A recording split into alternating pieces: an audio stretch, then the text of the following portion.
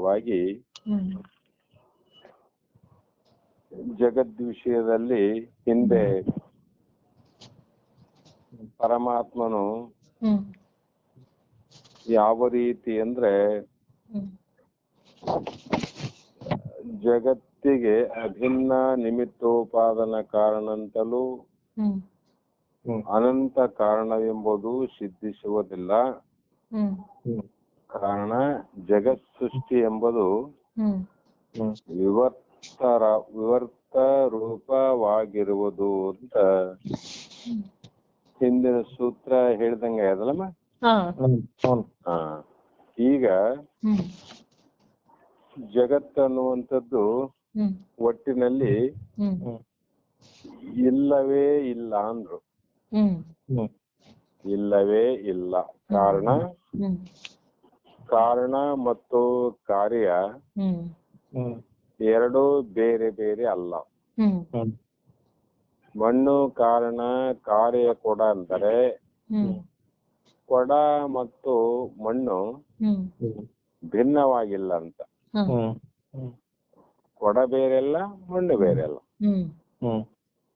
ಅದರಂತೆ ಪರಮಾತ್ಮನಲ್ಲಿ ತೋರುವ ಈ ಜಗತ್ತನ್ನುವಂಥದ್ದು ಕಾರಣ ಪರಮಾತ್ಮನಾದರೂ ಕಾರ್ಯ ಜಗತ್ ರೂಪ. ಹೇಗೆ ಮಣ್ಣಿಗೂ ಕೊಡಗೂ ಭಿನ್ನ ಇಲ್ಲವೋ ಅದರಂತೆ ಪರಮಾತ್ಮನಿಗೂ ಜಗತ್ತಿಗೂ ಭಿನ್ನವೇ ಇಲ್ಲ. ಆ ಕಾರಣ ಹೇಗೆ ಅಂತ ವಿಚಾರ ಮಾಡಿದ್ರೆ ಈ 19ನೇ ಶ್ಲೋಕದಲ್ಲಿ ಜಗತ್ತು ವಿವರ್ತ ರೂಪವಾದುದರಿಂದ ಅತ್ಯಂತ ಅಭಾವ. ಯಾಕಂದ್ರೆ ಅಲ್ಲಿ ಅಭಾವ ಅಂದ್ರೆ ಇಲ್ಲವೇ ಇಲ್ಲ ಅಂತ. ಮಣ್ಣಿನಲ್ಲಿ ಕೊಡ ಇಲ್ಲವೇ ಇಲ್ಲ. ಮಣ್ಣಿನಲ್ಲಿ ಕೊಡ ಅದನ್ರಿ ಇಲ್ಲವೇ ಇಲ್ಲ. ಅದರಂತೆ ಪರಮಾತ್ಮನಲ್ಲಿ ಜಗತ್ತು ಅದೇನ್ರಿ ಇಲ್ಲವೇ ಇಲ್ಲ. ಹೇಗಂದ್ರೆ ವಿವರ್ತವಾದದಿಂದ ವಿಚಾರ ಮಾಡಿ ನೋಡಿದಾಗ ಮಣ್ಣು ಇದೆ, ಪರಮಾತ್ಮ ಇದೆ, ಕೊಡ ಇಲ್ಲ, ಜಗತ್ತಿಲ್ಲ. ಹೇಗಂದ್ರೆ ಸ್ವಸ್ಥ ಚೇತ ಪ್ರಳಯೇ ಶಿವ ಅಶ್ಯ ಜಗತ್ತು ಶಿಷ್ಯ ಅಂಡ ನಿಶ್ಚೇವನಾತ್ ಅಂತಃ ಸ ಅಸ್ತು ಸದಾ ಸತ್ಕೃತ ಸೃಜತಿ ಚೇತ ಸ್ವಸ್ಥಾ ಪುನಃ ಕೃಷ್ಠಾವಾನ್ ಸಾನ್ನಿಧ್ಯಾತ್ ಯದಿ ಶಾಸ್ತಿ ಅಭೂತ ಸತು ಪೃಥಕ್ವ ಆತ್ಮೈವ ಚೇತ ವಿಶ್ರುತಿ ಶಾತ ವೈವರ್ತಂ ಅತಃ ಅದ್ವಯಾತ್ ನ ಪರತಃ ವ್ಯಸ್ಯಂ ಸಮಸ್ತಂ ಜಗತ್. ಅಂದ್ರೆ ಸ್ವಸ್ಥ ಅಂತ ಅಂದಾಗ ಅಲ್ಲಿ ಶಿವ ಅಥವಾ ಈಶ್ವರನು ಅಂತ. ಆ ಈಶ್ವರ ಹೇಗೆ ಅಂದ್ರೆ ಯಾವಾಗಲೂ ಸುಜತಿ ಚೇತ ಅಂದ್ರೆ ವಿಸ್ತಾರ ಆದದ್ದೇ ಎದರಿಂದ ಅಂದ್ರೆ ಶಿವನಿಂದನೇ ಜಗತ್ತು ವಿಸ್ತಾರವಾಗಿದೆ. ಆ ಕಾರಣ ತಾತ್ಪರ್ಯದಲ್ಲಿ ಹೇಳ್ತಾರದು ಪರಮಾತ್ಮನು ಯಾವಾಗಲೂ ಜಗತ್ತನ್ನು ಸೃಷ್ಟಿಸುತ್ತಾನೆ ಎಂದು ಹೇಳಿದರೆ, ಕೆಲವು ಹೇಳ್ತಾರೆ ಯಾವಾಗಲೂ ಪರಮಾತ್ಮ ಜಗತ್ತನ್ನು ಸೃಷ್ಟಿ ಮಾಡ್ತಾನ, ಸೃಷ್ಟಿಕರ್ತ, ವಿಷ್ಣು ರಕ್ಷಣೆಕರ್ತ, ರುದ್ರ ಪ್ರಳಯಕರ್ತ ಅಂತ. ಆದ್ರೆ ಪರಮಾತ್ಮ ಯಾವಾಗ ಜಗತ್ತನ್ನ ಸೃಷ್ಟಿಸುತ್ತಾನೆಂದು ಹೇಳಿದರೆ, ಅವ್ರು ಹೇಳಿದಂಗೆ ನಾವು ಹೇಳಿದ್ರೆ ಒಪ್ಪಿದ್ದಾದರೆ ಆ ಸೃಷ್ಟಿ ಮಾಡಿದ ಜಗತ್ತಿನ ಪ್ರಳಯ ಕಾಲದಲ್ಲಿ ಕಾರ್ಯರಹಿತವಾಗಬೇಕಾಗುತ್ತದೆ.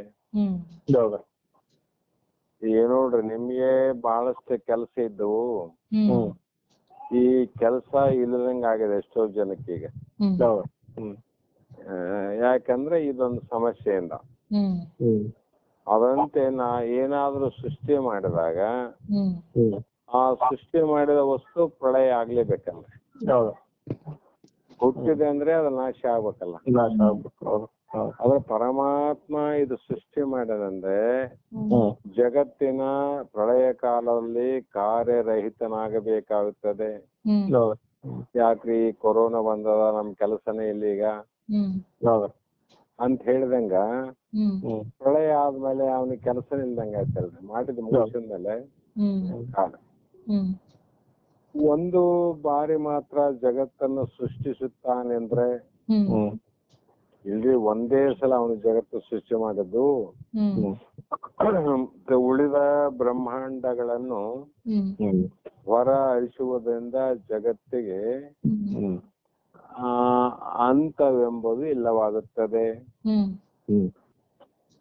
ಯಾವಾಗಲೂ ಒಂದೇ ಬಾರಿ ಜಗತ್ತನ್ನ ಆತ ಸೃಷ್ಟಿ ಮಾಡಿದಂದ್ರೆ ಉಳಿದ ಅನಂತ ಬ್ರಹ್ಮಾಂಡಗಳು ಜಗತ್ತಿಗೆ ಅಂತ್ಯವೆಂಬುದೇ ಇಲ್ಲ, ಇದಕ್ಕೆ ನಾಶನೇ ಇಲ್ಲ ಅನ್ಬೇಕಾಗ್ತದೆ. ಹೇಗೆಂದ್ರೆ ಪರಮಾತ್ಮನು ಚತುರ್ಮುಖ ಬ್ರಹ್ಮನ ಸನ್ನಿಧಾನದಿಂದ ಜಗತ್ತು ಸೃಷ್ಟಿಯ ಶಾಸ್ತ್ರವನ್ನು ನೇಮಿಸುತ್ತಾನೆಂದರೆ ಇಲ್ರಿ ಪರಮಾತ್ಮ ಚತುರ್ಮುಖ ಬ್ರಹ್ಮನ ಸನ್ನಿಧಿಯಲ್ಲಿ ಜಗತ್ತು ಸೃಷ್ಟಿ ಆಗ್ತದ ಮತ್ತು ನಾಶ ಆಗ್ತದ ಅಂತ ನೇಮ ಅದ. ಆತ್ಮೇ ವೇದಂ ಸರ್ವಂ ಅಂದ್ರೆ ಇವೆಲ್ಲವೂ ಪರಮಾತ್ಮ ಸ್ವರೂಪವೇ ಎಂದು ಹೇಳುವ ಸ್ತುತಿ ವಾಕ್ಯಕ್ಕೆ ವಿರೋಧ ಆಗ್ತದ. ಹೌದಲ್ರಿ? ಆದ್ದರಿಂದ ಜಗತ್ತು ಅದ್ವಯ ರೂಪನಾದ ಪರಮಾತ್ಮ ಚೈತನ್ಯಕ್ಕೆ ಬೇರೆಯಾಗದೆ ವಿವರ್ತ ರೂಪವಾಗಿರುತ್ತದೆ. ಅಂದ್ರೆ ತನ್ನ ಸ್ವರೂಪಕ್ಕ ಬೇರೆಯಾಗಿರದೆ ಜಗತ್ತಾದಂತ ವಿವರ್ತ ರೂಪವಾಗಿ ತೋರಿದ್ದೆಲ್ಲವೂ ಅತ್ಯಂತ ಅಭಾವ ರೂಪ ಎಂಬುದರಲ್ಲಿ ಸಂಶಯವಿಲ್ಲ. ತೋರ್ತದ, ತೋರಿದ್ದೆಲ್ಲವೂ ಅತ್ಯಂತ ಅಭಾವ, ಅದು ಇರೋದಲ್ಲ ಅಂತ. ಅದಕ್ಕೆ ಜಗತ್ತು ಸೃಷ್ಟಿಯಾಗಿಲ್ಲ ಎಂಬ ಅಜಾತವಾದವು ವೇದಾಂತಗಳ ಕೊನೆಯ ಸಿದ್ಧಾಂತ. ಇದೆಲ್ಲವನ್ನ ವಿಚಾರ ಮಾಡದಂತ ಋಷಿಗಳು ಮುನಿಗಳು ಶರಣ ಸಂತರು ವಿಚಾರ ಮಾಡಿದ್ರು ಈ ಜಗತ್ತೆಂಬುದು ಸೃಷ್ಟಿಯೇ ಆಗಿಲ್ಲ. ಜಗತ್ ಸೃಷ್ಟಿಯ ವಿಷಯದಲ್ಲಿ ಶ್ರುತಿಗಳು ಆಯಾ ಶ್ರುತಿಗಳು ಆಯಾ ಪ್ರಕಾರ ಜಗತ್ತು ಸೃಷ್ಟಿಯಾಗಿವಂತ ಉಪನಿಷತ್ತುಗಳೇ ಬರದಾರ. ಶ್ರುತಿಗಳು ಒಮ್ಮುಖವಾಗಿ ಹೇಳಿರುವುದಿಲ್ಲ. ಅಂದ್ರೆ ಒಂದೇ ಪ್ರಕಾರ ಜಗತ್ತ ಅಂತ ಹೇಳಿಲ್ಲ ನೋಡ್ರ ಅವ್ರು. ಜಗತ್ತು ಒಂದೇ ಪ್ರಕಾರ ಸೃಷ್ಟಿಯಾಗದಂತ ಹೇಳಲ್ಲ. ಕೆಲವು ವೇದಾಂತಿಗಳಲ್ಲಿ ಬ್ರಹ್ಮನಿಂದ ಮಾಯೆ, ಮಾಯಿಂದ ಮಹಾತತ್ವ, ಮಹಾತತ್ವ ತ್ರಿಗುಣಾಂಕಾರ, ತ್ರಿಗುಣಾಂಕಾರದಿಂದ ಪಂಚಮಹಾಭೂತ, ಪಂಚಮಹಾಭೂತದಿಂದ ಪಂಚೀಕೃತ ಆಯ್ತು ಅಂತ ಹಿಂಗ್ ಬರೆದ್ರು. ಕೆಲವರು ಯಾವ ಪರಮಾತ್ಮನಿಗೆ ಪಂಚಮುಖಗಳು, ಆ ಪಂಚಮುಖಗಳಲ್ಲಿ ಒಂದೊಂದು ಮುಖದಿಂದ ಒಂದೊಂದು ಭೂತಗಳು ಉತ್ಪತ್ತಿಯಾಗಿ ಆ ಭೂತಗಳಿಂದ ಮುಂದೆ ಜಗತ್ತು ಸೃಷ್ಟಿ ಆಯ್ತು ಅಂತ ಒಂದು ಕಡೆ ಬರ್ತಾರೆ. ಇನ್ನೂ ಕೆಲವು ಶ್ರುತಿಗಳಲ್ಲಿ ಅದು ಅಕಾರ, ಉಕಾರ, ಮಕಾರ ಅಂತ ಹೇಳ್ಕೊಂಡು ಆ ಪ್ರಮಾಣಗಳನ್ನ ತಂದಿಟ್ಟು ಅವ್ರು ಹೇಳ್ತಾರೆ. ಈ ರೀತಿಯಾಗಿ ಶ್ರುತಿಗಳು ಒಮ್ಮತವಾಗಿ ಅಂದ್ರೆ ಏಕ ಅಭಿಪ್ರಾಯದಿಂದ ಜಗತ್ತು ಹೀಗೆ ಸೃಷ್ಟಿಯಾಗದಂತೆ ಇದುವರೆಗೂ ಯಾವ ಪಂಡಿತನು ಹೇಳಿಲ್ಲ. ಅದು ಹೇಳಕ್ಕೂ ಬರಂಗಿಲ್ಲ. ಯಾಕೆ ಹೇಳಕ್ ಬರಂಗಿಲ್ಲ ಅಂದ್ರೆ ಅವೆಲ್ಲವೂ ಭಿನ್ನ ಭಿನ್ನವಾಗಿ ಹೇಳಿದ್ದಾವೆ. ಕಾರಣ ಯಾಕೆ ಭಿನ್ನವಾಗಿ ಹೇಳಿದವಂದ್ರೆ ಶ್ರುತಿಗಳ ತಾತ್ಪರ್ಯವನ್ನ ಅರಿತು ನೋಡಿದರೆ ಜಗತ್ ಸೃಷ್ಟಿಯ ವಿಷಯವನ್ನು ಕುರಿತು ಹೇಳುವುದಕ್ಕಾಗಿ ಆ ಶ್ರುತಿಗಳು ಹೊರಟಿರುವುದಿಲ್ಲ.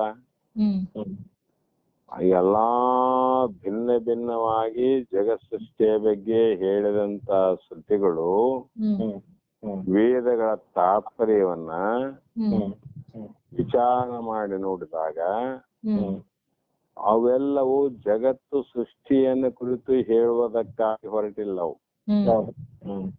ಜಗತ್ ಸೃಷ್ಟಿ ಬಗ್ಗೆ ಹೇಳಕ್ ಹೊಂಟಿಲ್ಲ. ಮತ್ತೆ ಏನ್ ಹೇಳಕ್ ಕೊಟ್ಟವಂದ್ರೆ ತತ್ತು ಸಮನ್ವಯ ಅಂತಂದ್ರೆ ಆ ಎಲ್ಲಾ ಸರ್ವ ಉಪನಿಷತ್ತುಗಳು ಏನ್ ಹೇಳಲಿಕ್ಕೆ ಹೊರಟವಂದ್ರೆ ಬ್ರಹ್ಮ ವಿಷಯವನ್ನ ಕುರಿತು ಬೋಧಿಸುತ್ತಾರೆ. ಬ್ರಹ್ಮ ವಿಷಯವನ್ನ ಬೋಧಿಸೋದಕ್ಕೋಸ್ಕರ ಶ್ರುತಿಗಳ ಹೊಂಟವ ವಿನಃ ಜಗತ್ತು ಸೃಷ್ಟಿಯ ಬಗ್ಗೆ ಹೇಳಲಿಕ್ಕೆ ಹೊರಟಂತ ವಾಕ್ಯಗಳಲ್ಲ. ಅರ್ಥ ಆಯ್ತಲ್ರಿ? ಯಾವುದು ಸತ್ಯ ಇದೆ ಆ ಸತ್ಯವನ್ನ ನಾವು ತಿಳ್ಕೋಬೇಕಾಯ್ತಂದ್ರೆ ಮಿಥ್ಯವಾದ ಇನ್ನೊಂದು ವಸ್ತುವಿನ ಸಹಾಯದಿಂದನೇ ಸತ್ಯವನ್ನ ಅರಿಬೇಕಾಗತ್ತೆ. ಹಾಗಾಗಿ ಇಲ್ಲಿ ಸತ್ಯ ಮಿಥ್ಯತ್ವವನ್ನ ಬೋಧ ಮಾಡಿ ಸತ್ಯವನ್ನ ಬೋಧಿಸಿ ಸರ್ವವೆಲ್ಲವೂ ಬ್ರಹ್ಮರೂಪ ಅಂತ ಹೇಳಕ ಹೊರಟವ ವಿನಃ ಆ ಜಗತ್ತು ಬೇರೆ ಬ್ರಹ್ಮ ಬೇರೆ ಅಂತ ಹೇಳಕ್ ಹೊರಟಿಲ್ಲ. ಕಾರಣ ಬ್ರಹ್ಮಸೂತ್ರ ವಾಕ್ಯದ ಮೇಲಿಂದ ಬ್ರಹ್ಮ ವಸ್ತು ಒಂದನ್ನೇ ಬೋಧಿಸಲು ಆ ಶ್ರುತಿಗಳು ಹೊರಟಿರ್ತವೆ. ಇರಲಿ, ಪರಮಾತ್ಮನು ಜಗತ್ತನ್ನ ಸೃಷ್ಟಿಸುತ್ತಾನೆಂಬ ಈ ಮಾತನ್ನು ಒಪ್ಪಿಕೊಂಡ್ರೆ ಇಲ್ರಿ ಪರಮಾತ್ಮ ಜಗತ್ತನ್ನ ಸೃಷ್ಟಿ ಮಾಡ್ತಾನಂತ ಒಪ್ಕೊಂಡ್ರೆ ಪರಮಾತ್ಮನು ಯಾವಾಗಲೂ ಇರುವುದರಿಂದ ಪರಮಾತ್ಮ ಯಾವಾಗ್ಲೂ ಇರೋನಲ್ರಿ, ಮತ್ತೆ ಇರ್ತಾನಂದ್ರೆ ಸದಾ ಜಗತ್ತನ್ನ ಸೃಷ್ಟಿ ಮಾಡುತ್ತಲೇ ಇರುತ್ತಾನೆಂದು ಹೇಳಬೇಕಾಗ್ತದೆ. ಯಾಕ್ರಿ ಒಮ್ಮೆ ಸೃಷ್ಟಿ ಮಾಡಿದ್ರೆ ಆಯ್ತಲ್ಲ ಆರಾಮ್ ಇರ್ಬೋದು, ಹಂಗ್ ಮಾಡಕ್ ಬರಂಗಿಲ್ಲಲ್ಲ. ಒಮ್ಮೆ ಸೃಷ್ಟಿ ಮಾಡಿದ್ದು ಸದಾಕಾಲ ಹಾಗೆ ಇರೋದಲ್ಲ ಜಗತ್ತು. ಅದು ನಾಶ ಆಗ್ತದ, ನಾಶ ಆದ್ಮೇಲೆ ಮತ್ತೆ ಸೃಷ್ಟಿ ಮಾಡ್ಬೇಕಾಗ್ತದ, ಸೃಷ್ಟಿ ಮಾಡಿದ್ರೆ ಮತ್ತೆ ನಾಶ ಆಗ್ತದ, ನಾಶ ಆದ್ರೆ ಮತ್ತೆ ಸೃಷ್ಟಿ ಮಾಡ್ಬೇಕಾಗ್ತದ. ಈ ರೀತಿ ಅವನು ಸದಾ ಕಾಲ ನಮ್ಮಂತೆ ಕೆಲಸದಲ್ಲಿ ತೊಡಗಿದವನು ಅಂತ ಹೇಳ್ಬೇಕಾಗ್ತವ. ಹಂಗ ಹೇಳಕ್ ಬರಂಗಿಲ್ಲ. ಇದನ್ನು ಒಪ್ಪಲು ಜಗತ್ ಪ್ರಳಯದಲ್ಲಿ ನಿದ್ರಿತನಂತೆ ಕರ್ತವ್ಯ ಹೀನನಾಗಿರಬೇಕಾಗುತ್ತದೆ. ತಾನು ಮಾಡದ ಜಗತ್ತೇನು ಸೃಷ್ಟಿ ಆಯ್ತು, ಪರಮಾತ್ಮ ಮಾಡನಂತ ಒಪ್ಕೊಂಡ್ರೆ ಸದಾ ಕಾಲ ಅವನು ಜಗತ್ತಿಗೆ ಏನೇನು ಬೇಕು ಅದೆಲ್ಲವನ್ನ ಸೃಷ್ಟಿ ಮಾಡ್ತಾ ಮಾಡ್ತಾ ಮಾಡ್ತಾ ಇರ್ತಾನಂತ ಒಪ್ಪಿಕೊಳ್ಳೋಣ. ಜಗತ್ತು ಪ್ರಳಯ ಆಗ್ತದಲ್ಲ ಒಂದ್ ದಿವ್ಸ. ಪ್ರಳಯ ಆದ್ಮೇಲೆ ಅವನಿಗೆ ಯಾವ ಕೆಲಸನೇ ಇಲ್ಲಲ್ಲ. ಅಂದ್ರೆ ಈಗ ಅವನಿಗೆ ಕೆಲಸ ಇಲ್ಲ, ವಿಶ್ರಾಂತಿ ಪಡಿತಾನೆ ಅಂತ ಹೇಳ್ಬೇಕಾಗ್ತವ.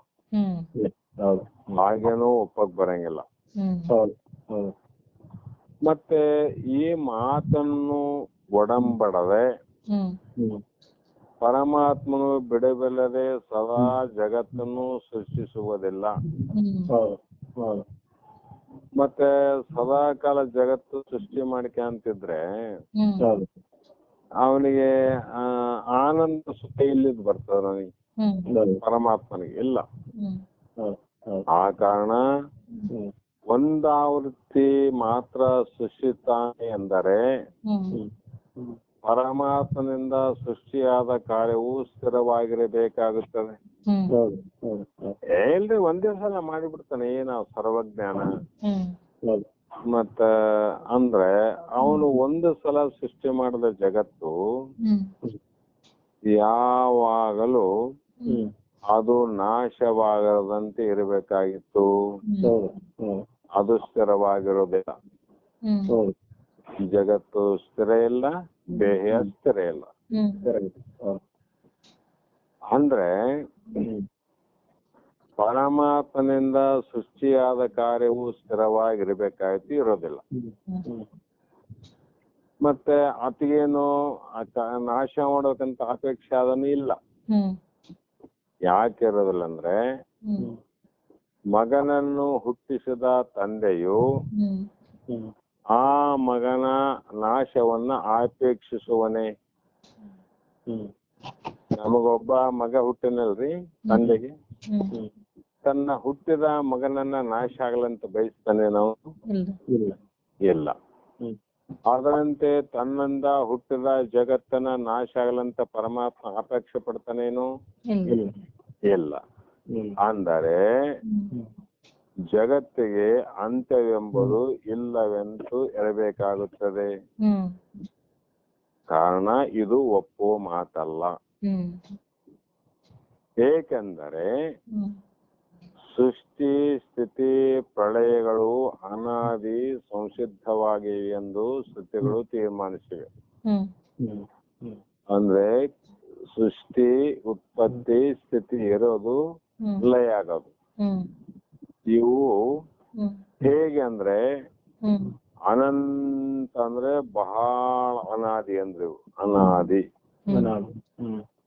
ಇದು ಅನಾದಿ. ಅನಾದಿಯಲ್ಲಿ ಎರಡು ಭಾಗವನ್ನು ಮಾಡಬೇಕು. ಒಂದು ಶಾಂತ ಅನಾದಿ, ಇನ್ನೊಂದು ಅನಂತ ಅನಾದಿ. ಜಗತ್ತು ಕೂಡ ಎಂದು ಸೃಷ್ಟಿಯಾಗಿದೆ ಅಲ್ಲಿಂದ ಜಗತ್ತು ಎಲ್ಲರಿಗೂ ತೋರ್ತದ. ನಮಗ ಈಗ ತೋರದ, ಹಿಂದಿನವ್ರಿಗೆ ಆವಾಗಿನ ಜಗತ್ತು ತೋರದ, ಆದ್ರೆ ಹಿಂದಿದ್ದವರಿಗೆ ಆ ಜಗತ್ತು ತೋರದ, ಆದ್ರೆ ಹಿಂದಿದ್ದವರಿಗೆ ಆಗಿನ ಜಗತ್ತು ತೋರದ.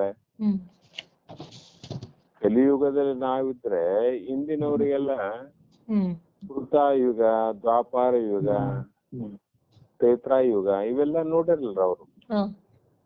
ಅಂದ್ರೆ ಅವಾಗೂ ಜಗತ್ತಿತ್ತ ಅಂತ ಅರ್ಥ ಆಯ್ತು. ಅಂದ್ರೆ ಪರಮಾತ್ಮ ಅವಾಗೂ ನಾನು ನೋಡ್ರಿ, ಅವಾಗೂ ಪರಮಾತ್ಮನ, ಜಗತ್ತನ ಅವಾಗನು ಆದ. ಅಂದ್ರೆ ಪರಮಾತ್ಮನಿಗೂ ಈ ಜಗತ್ತಿಗೂ ಹೋಲಿಕೆ ಮಾಡಿದ್ರೆ ಪರಮಾತ್ಮ ಅನಾದಿ, ಜಗತ್ತು ಅನಾದಿ ಅಂತ ತೋರ್ತದ. ಎಷ್ಟು ವಿಚಾರ ಮಾಡಿದ್ರೆ ತೋರ್ತದ. ಆದರೂ ಕೂಡ ಇದು ಶಾಂತ ಅನಾದಿ. ಯಾವುದು? ಜಗತ್ತು. ಯಾಕಂದ್ರೆ ವಿಚಾರ ಮಾಡಿದಾಗ ಹಗ್ಗದಲ್ಲಿ ಹಾವು ನಾಶವಾದಂತೆ ಪರಮಾತ್ಮನಲ್ಲಿ ತೋರುವ ಜಗತ್ತು ಅವತ್ತು ನಾಶ ಆಗ್ತದೆ. ಆದರೆ ಹಗ್ಗಕ್ಕೆ ಹಾನಿ ಇಲ್ಲ. ಅದರಂತೆ ಪರಮಾತ್ಮನಿಗೆ ಹಾನಿ ಇಲ್ಲ. ಇದಕ್ಕೆ ಏನಂದ್ರು ಅನಂತ ಅನಾದಿ ಅಂತ. ಅನಂತ ಅನಾದಿ ಆ ಬ್ರಹ್ಮನಲ್ಲಿ ಶಾಂತ ಅನಾದಿ ಆಗಿರ್ತಕ್ಕಂಥ ಈ ಜಗತ್ತು ಶಾಂತವಾಗಿ ತೋರ್ತದ. ಒಂದಿಲ್ಲ ಒಂದು ಕ್ರಾಂತಿಯನ್ನ ಮಾಡಿ ಅದು ಅಡಗ್ತದ. ಕ್ರಾಂತಿಯನ್ನ ಮಾಡಿ ಅಡಗದ್ರ. ಆ ರೀತಿಯಾಗಿ ಈ ಮಾತು ಹಾಗಿರಲಿ, ಬುದ್ಧಿಶಾಲಿಯಾದ ಚತುರ್ಮುಖ ಬ್ರಹ್ಮ ಅಂತ ಹೇಳ್ತೀವಿ ನಾವು. ಬ್ರಹ್ಮ ಸೃಷ್ಟಿ ರೀ, ಬ್ರಹ್ಮ ಮಾಡಿದಂಗೆ ಯಾರಿಗ್ ಮಾಡಕ್ ಬರ್ತಂತ ಹೇಳ್ತೀವಿ ನಾವ್, ಇಲ್ಲಂತಲ್ಲ.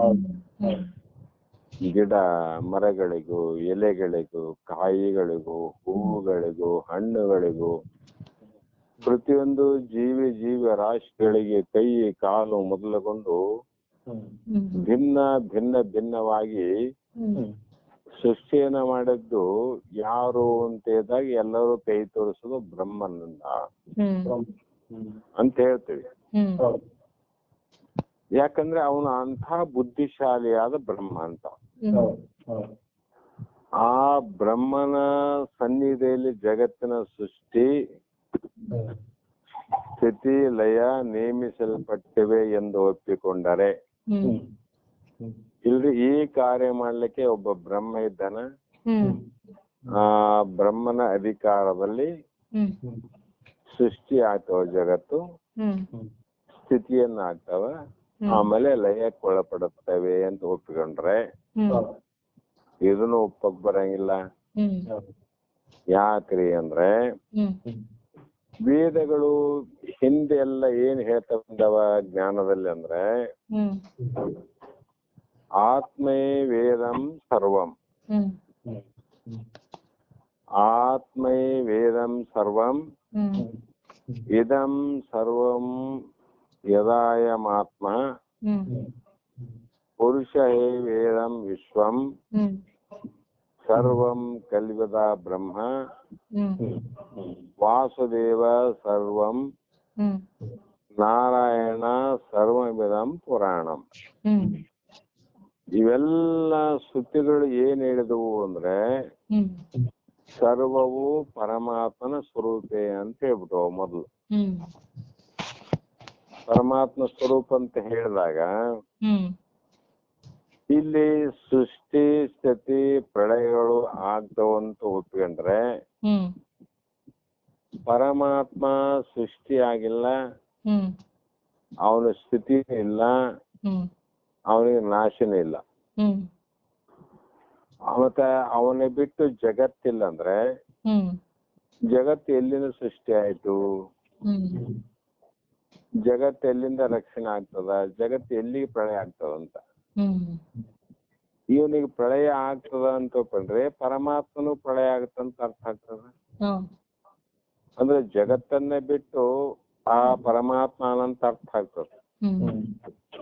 ಜಗತ್ತು ನಾಶ ಆಗ್ತದ, ಪರಮಾತ್ಮ ನಾಶ ಇಲ್ಲ ಅಂದ್ರೆ ಪರಮಾತ್ಮನಲ್ಲಿ ಜಗತ್ತು ಬೇರೆ ಇದೆ. ಅದಕ್ಕೆ ಆ ಜಗತ್ತಿಗೆ ನಾಶ ಅಂತ ಹೇಳ್ಬೋದು. ಪರಮಾತ್ಮ ಇಲ್ಲ ಅಂತ ಹೇಳಕ್ ಹೊರಟ್ರೆ ಅದು ವಿರುದ್ಧ ಆಗ್ತದ. ಯಾಕಂದ್ರೆ ಆತ್ಮೇ ವೇದಂ ಸರ್ವಂ ಇದೆಲ್ಲವೂ ಕಾಣುವುದು ಬ್ರಹ್ಮ ಸ್ವರೂಪ. ಇದು ಸರ್ವಂ ಯದಾ ಯಮಾತ್ಮ ಇದು ಸರ್ವವು ಆತ್ಮ ಸ್ವರೂಪ. ಪುರುಷೇ ವೇದಂ ವಿಶ್ವಂ ಆ ಪುರುಷ ಅಂದ್ರೆ ಪರಮಾತ್ಮನೇ ವಿಶ್ವ, ವಿಶ್ವನೇ ಪರಮಾತ್ಮ. ಸರ್ವಂ ಕಲ್ವಿದಂ ಬ್ರಹ್ಮ ಎಲ್ಲವೂ ಬ್ರಹ್ಮ ಸ್ವರೂಪ. ಈ ರೀತಿ ಹೇಳುವಂತ ಶ್ರುತಿ ವಾಕ್ಯಗಳು ಹೇಳಿರುವುದರಿಂದ ಶ್ರುತಿ ಸ್ಮೃತಿಗಳಿಗೆ ವಿರೋಧ ಆಗ್ತದೆ. ಈ ಜಗತ್ತು ಸೃಷ್ಟಿ ಆದ ಪರಮಾತ್ಮ ಅವಾಗ ಸೃಷ್ಟಿ ಆದಂತ ಹೇಳ್ಬೇಕಾತ್ ನೋಡ್ರಿ. ಜಗತ್ತು ಅವತ್ತಾಯ್ತು, ಜಗತ್ತು ಎಂದು ನಾಶ ಆಯ್ತು ಅವತ್ತು ಅವನಿಗೆ ನಾಶ ಹೇಳ್ಬೇಕಾಗ್ತದ. ಆದ್ದರಿಂದ ಈ ಜಗತ್ತು ಪರಮಾತ್ಮನಲ್ಲಿ ಯಾವ ರೀತಿ ಇದೆ ಅಂತ ಹೇಳ್ಬೇಕಂದ್ರೆ ವಿವರ್ತ ರೂಪದಿಂದ ತೋರುತ್ತದೆ ಎಂದು ಹೇಳಬೇಕು. ಅದು ವಿವರ್ತ ಅಂದ್ರೆ ಹೇಗಂತ ಮೊದಲು ಹೇಳ್ತೇನೆ, ಆಮೇಲೆ ಇದು ಉಪಾದಾನ ವಿಷಂ ಸತ್ತಕ ಅನ್ಯಥಾ ಭಾವ ವಿವರ್ತ ಅಂದ್ರೆ ಉಪಾದಾನ ಕಾರಣಕ್ಕಿಂತಲೂ ವಿಷಮ ಸತ್ತ ಸಹಿತವಾದ ಆ ಉಪಾದಾನದ ಅನ್ಯ ಭಾವವು ವಿವರ್ತ ಎನ್ನಲ್ಪಡುತ್ತದೆ. ಅಂದ್ರೆ ಇದನ್ನ ಅರ್ಥ ಹೇಗೆ ಮಾಡ್ಬೇಕಂದ್ರೆ ಒಂದು ಹಗ್ಗದಲ್ಲಿ ತೋರುವಂತ ಸರ್ಪವು,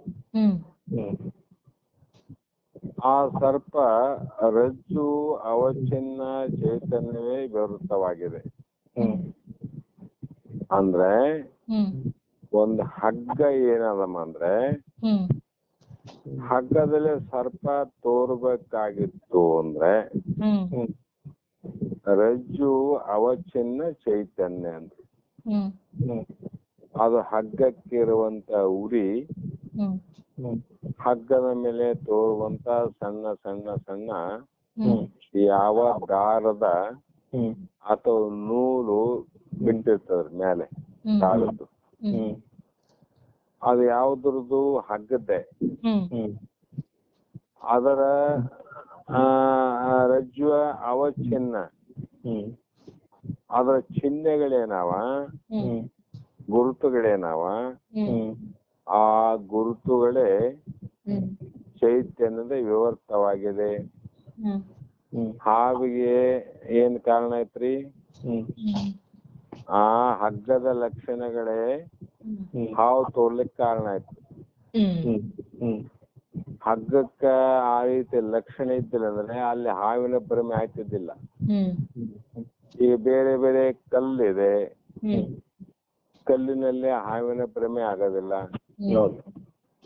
ಅಥವಾ ಬೇರೆ ಬೇರೆ ಬಂಗಾರ ಇದೆ, ಆಭರಣಗಳಲ್ಲಿ ಹಾವಿನ ಭ್ರಮೆ ಆಗೋದಿಲ್ಲ. ಬಟ್ಟೆ ಇದೆ, ಬಟ್ಟೆಯಲ್ಲಿ ಹಾವಿನ ಭ್ರಮೆ ಆಗೋದಿಲ್ಲ. ಯಾಕಾಗಲ್ಲ ಅಂದ್ರೆ ಅದರ ಚಿಹ್ನೆಗಳು ಹಾವಿಗೆ ಹೋಲಿಕೆ ಆಗಲ್ಲ. ಆ ಚಿಹ್ನೆ ಹಾವಿಗೆ ಹೋಲಿಕೆ ಆಗಲ್ಲ. ಅಂದ್ರೆ ಆ ಹೋಲಿಕೆ ಹಾವಾಗಿ ತೋರಿತು ನೋಡ್ರಿ. ಅದಂತೆ ಪರಬ್ರಹ್ಮನ ಲಕ್ಷಣವೇ ಜಗತ್ತಾಗಿ ತೋರ್ತದಂತ ಅನ್ಬೇಕವೇನ, ಆ ಲಕ್ಷಣ ಇದ್ದಿಲ್ಲ ಅಂದ್ರೆ ಜಗತ್ತಿಲ್ ತೋರ್ತಿದ್ದಿಲ್ಲ. ಆ ಲಕ್ಷಣ ಆವಲ್ರಿ ಮತ್ತೆ. ನಮ್ಮಲ್ಲಿ ಆದ, ನಿಮ್ಮಲ್ಲಿ ಆದ, ಎಲ್ಲರಲ್ಲಿ ಆದ. ಕಾರಣ ತೋರದೇ ಇರುವಂತ ಆ ಪರಬ್ರಹ್ಮನಲ್ಲಿ ತೋರಿ ನಾಶವಾಗಿ ಕೆಡುವಂತ ಜಗತ್ತೇನಾದಲ್ರಿ. ಜಗತ್ತಾದಿದು ಇಲ್ಲಂತಲ್ಲ. ಆದರೆ ನಮ್ಮಲ್ಲಿ ಆ ಒಂದು ಚೈತನ್ಯ ಭಾವ ಅದ ನಮ್ಮಲ್ಲಿ.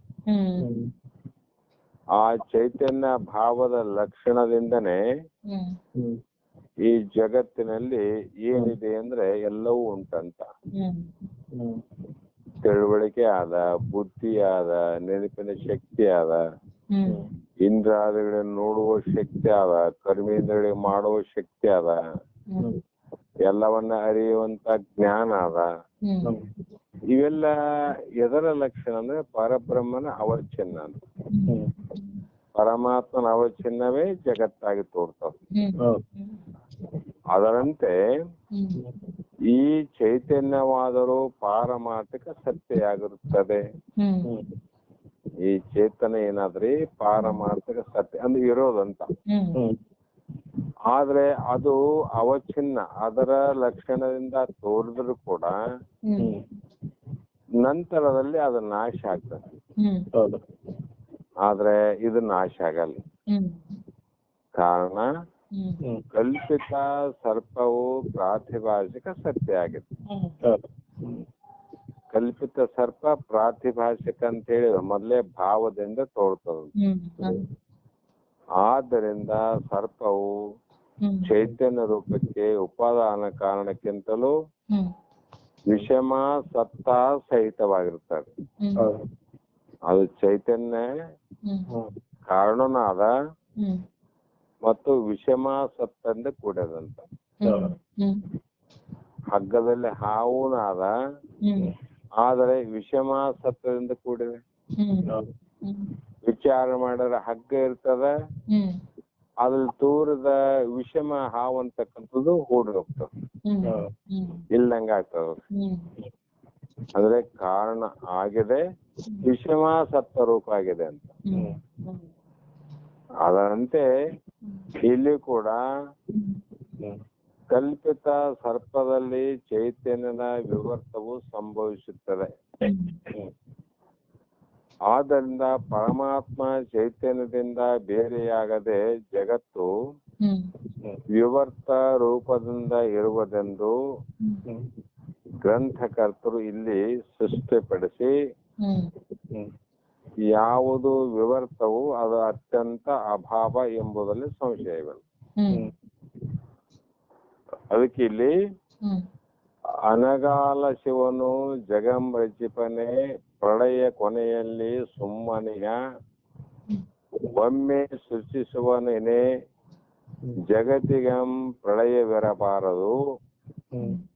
ಬ್ರಹ್ಮ ಸಾನ್ನಿಧ್ಯದಿಂ ನೇಮಿಪಂ ಎನ್ನಲು ಸರ್ವ ಬ್ರಹ್ಮವೆಂಬ ಶ್ರುತಿ ವೈರತ್ವವೆನಿಸುವುದು.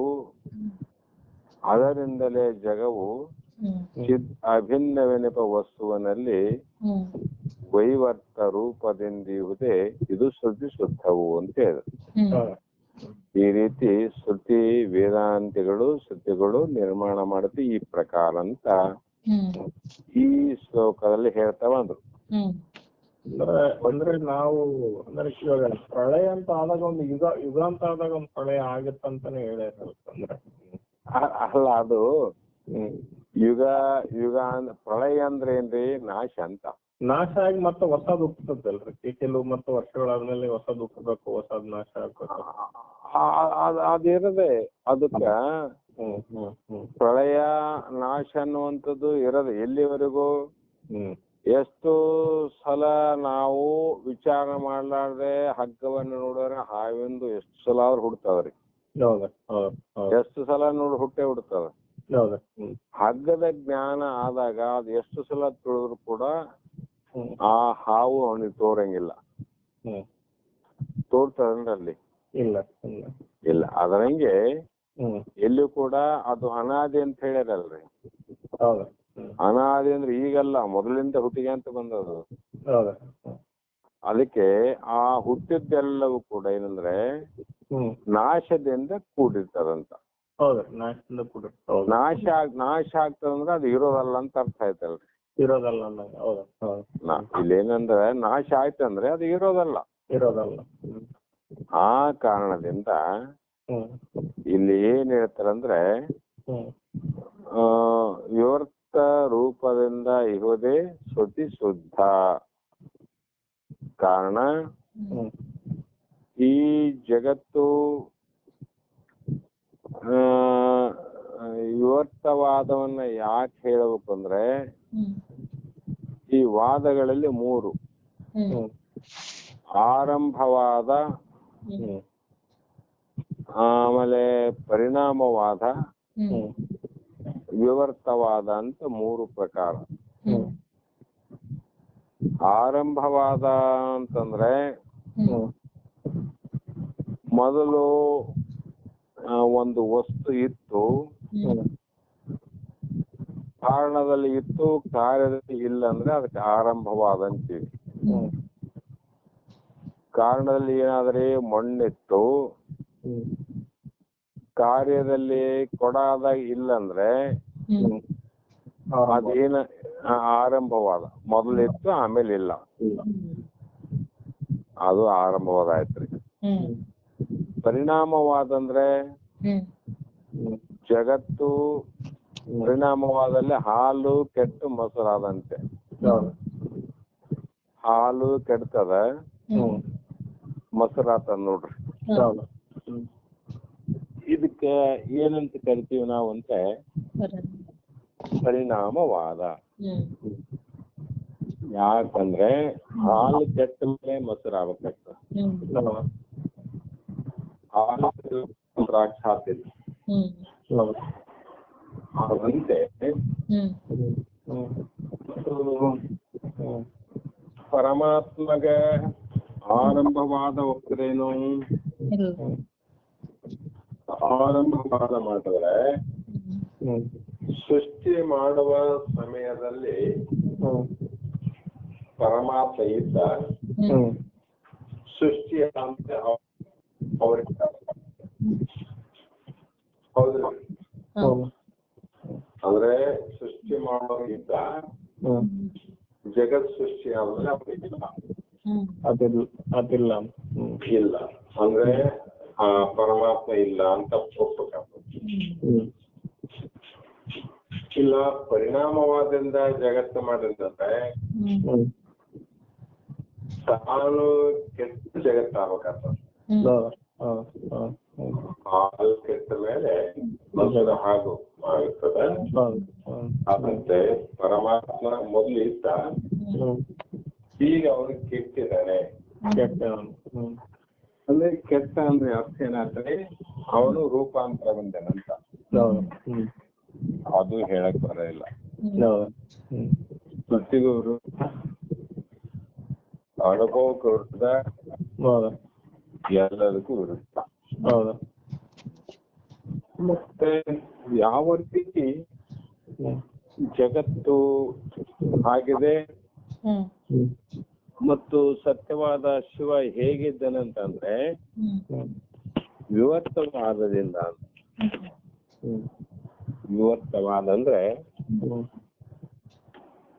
ತನ್ನ ಮೂಲ ಸ್ವರೂಪವನ್ನ ಕೆಡದೆ, ಬೇಸ್ ಕೇಳ್ರದನ್ನ ಬೇಕಾದ್ರೆ ಇನ್ನೊಂದ್ಸಲ ಹೇಳ್ತೀನಿ ಅದನ್ನ. ತನ್ನ ಮೂಲ ಸ್ವರೂಪವನ್ನೇ ಕೆಡದೆ ಅಥವಾ ತನ್ನ ಮೂಲ ಸ್ವರೂಪ ಧರ್ಮವನ್ನು ಬಿಡದೆ ಅನ್ಯ ಅಂದ್ರೆ ಬೇರೆ ರೂಪವಾಗಿ ತೋರುವುದೇ ವಿವರ್ತವಾದ. ಇನ್ನೊಂದ್ಸಲ ಹೇಳ್ತೀನಿ ನೋಡ್ರಿ. ತನ್ನ ಮೂಲ ಸ್ವರೂಪವನ್ನ ಬಿಡದೆ ಅನ್ಯ ರೂಪದಿಂದ ತೋರುವುದೇ ವಿವರ್ತವಾದ. ಅನ್ಯ ರೂಪದಿಂದ ತೋರೋದು. ಅನ್ಯ ರೂಪ ಬೇರೆಯಾಗಿ ತೋರುವುದು. ಅದು ಸಾಧ್ಯ ಇದೆಯೇನು ಅಂತ ನಿಮ್ಗೆ ಅನಿಸ್ಬೋದು. ಸಾಧ್ಯ ಇದೆ. ಹೇಗಂದ್ರೆ ಬಂಗಾರ ಕಿತ್ತಿಲ್ಲ, ಆಭರಣ ಆಗೋದು ಬಿಟ್ಟಿಲ್ಲ. ಅವ್ರ ಕೆಟ್ಟೋಗೈತಲ್ರಿ ಬಂಗಾರ, ಪರಿಣಾಮ ಆಯ್ತಲ್ರಿ. ಇವಾಗ ಬಂಗಾರ ಇವಾಗ ಇದು ಇಲ್ಲ ಅಲ್ರಿ ಅಲ್ಲಿ ಅದು ಆಭರಣ ಅಲ್ಲ ಅಲ್ಲ ಇಲ್ಲೇನಾದ್ರಿ ಪರಿಣಾಮನೇ ಆಯ್ತಲ್ಲ ಇದನ್ನ. ತನ್ನ ಮೂಲ ಸ್ವರೂಪವನ್ನು ಬಿಡದೆ ನಾ ಹೇಳಕತ್ತಿದ್ದು. ತನ್ನ ಮೂಲ ಸ್ವರೂಪವನ್ನು ಬಿಡದೆ ಅನ್ಯ ರೂಪವಾಗಿ ತೋರೋದನ್ನು. ಬಂಗಾರ ತನ್ನ ಸ್ವರೂಪ ಬಿಟ್ಟದನ್ರಲ್ಲಿ, ತನ್ನ ಮೂಲ ಸ್ವರೂಪ ಏನಾದ ಬಿಟ್ಟಿಲ್ಲ ಅಲ್ಲಿ.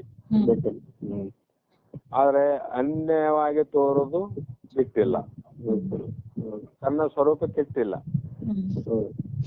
ಆಭರಣ ಆಗಿ ತೋರಾಗ ಅಲ್ಲಿ ಸ್ವರೂಪ ಕೆಟ್ಟದನ್ರಿ. ಬಂಗಾರದ ಬೆಲೆನು ಗಟ್ಟಿ ಬಂಗಾರದಲ್ಲಿ ಇದ್ದಂತ ಬೆಲೆ ಆಭರಣದಲ್ಲಿ ಇದೆ. ಗಟ್ಟಿ ಬಂಗಾರದ ತೂಕ ಆಭರಣವಾದವು ಇದೆ. ಅವು ಎರಡೂ ಕಾರ್ಯವನ್ನು ಬಿಡಂಗಿಲ್ಲ. ಎಷ್ಟೇ ಸಾರಿ ಕಾಸಿ ಅಕ್ಕ ಸಾಲಿಗ ಬಿಡಿದಾಗ ಕೂಡ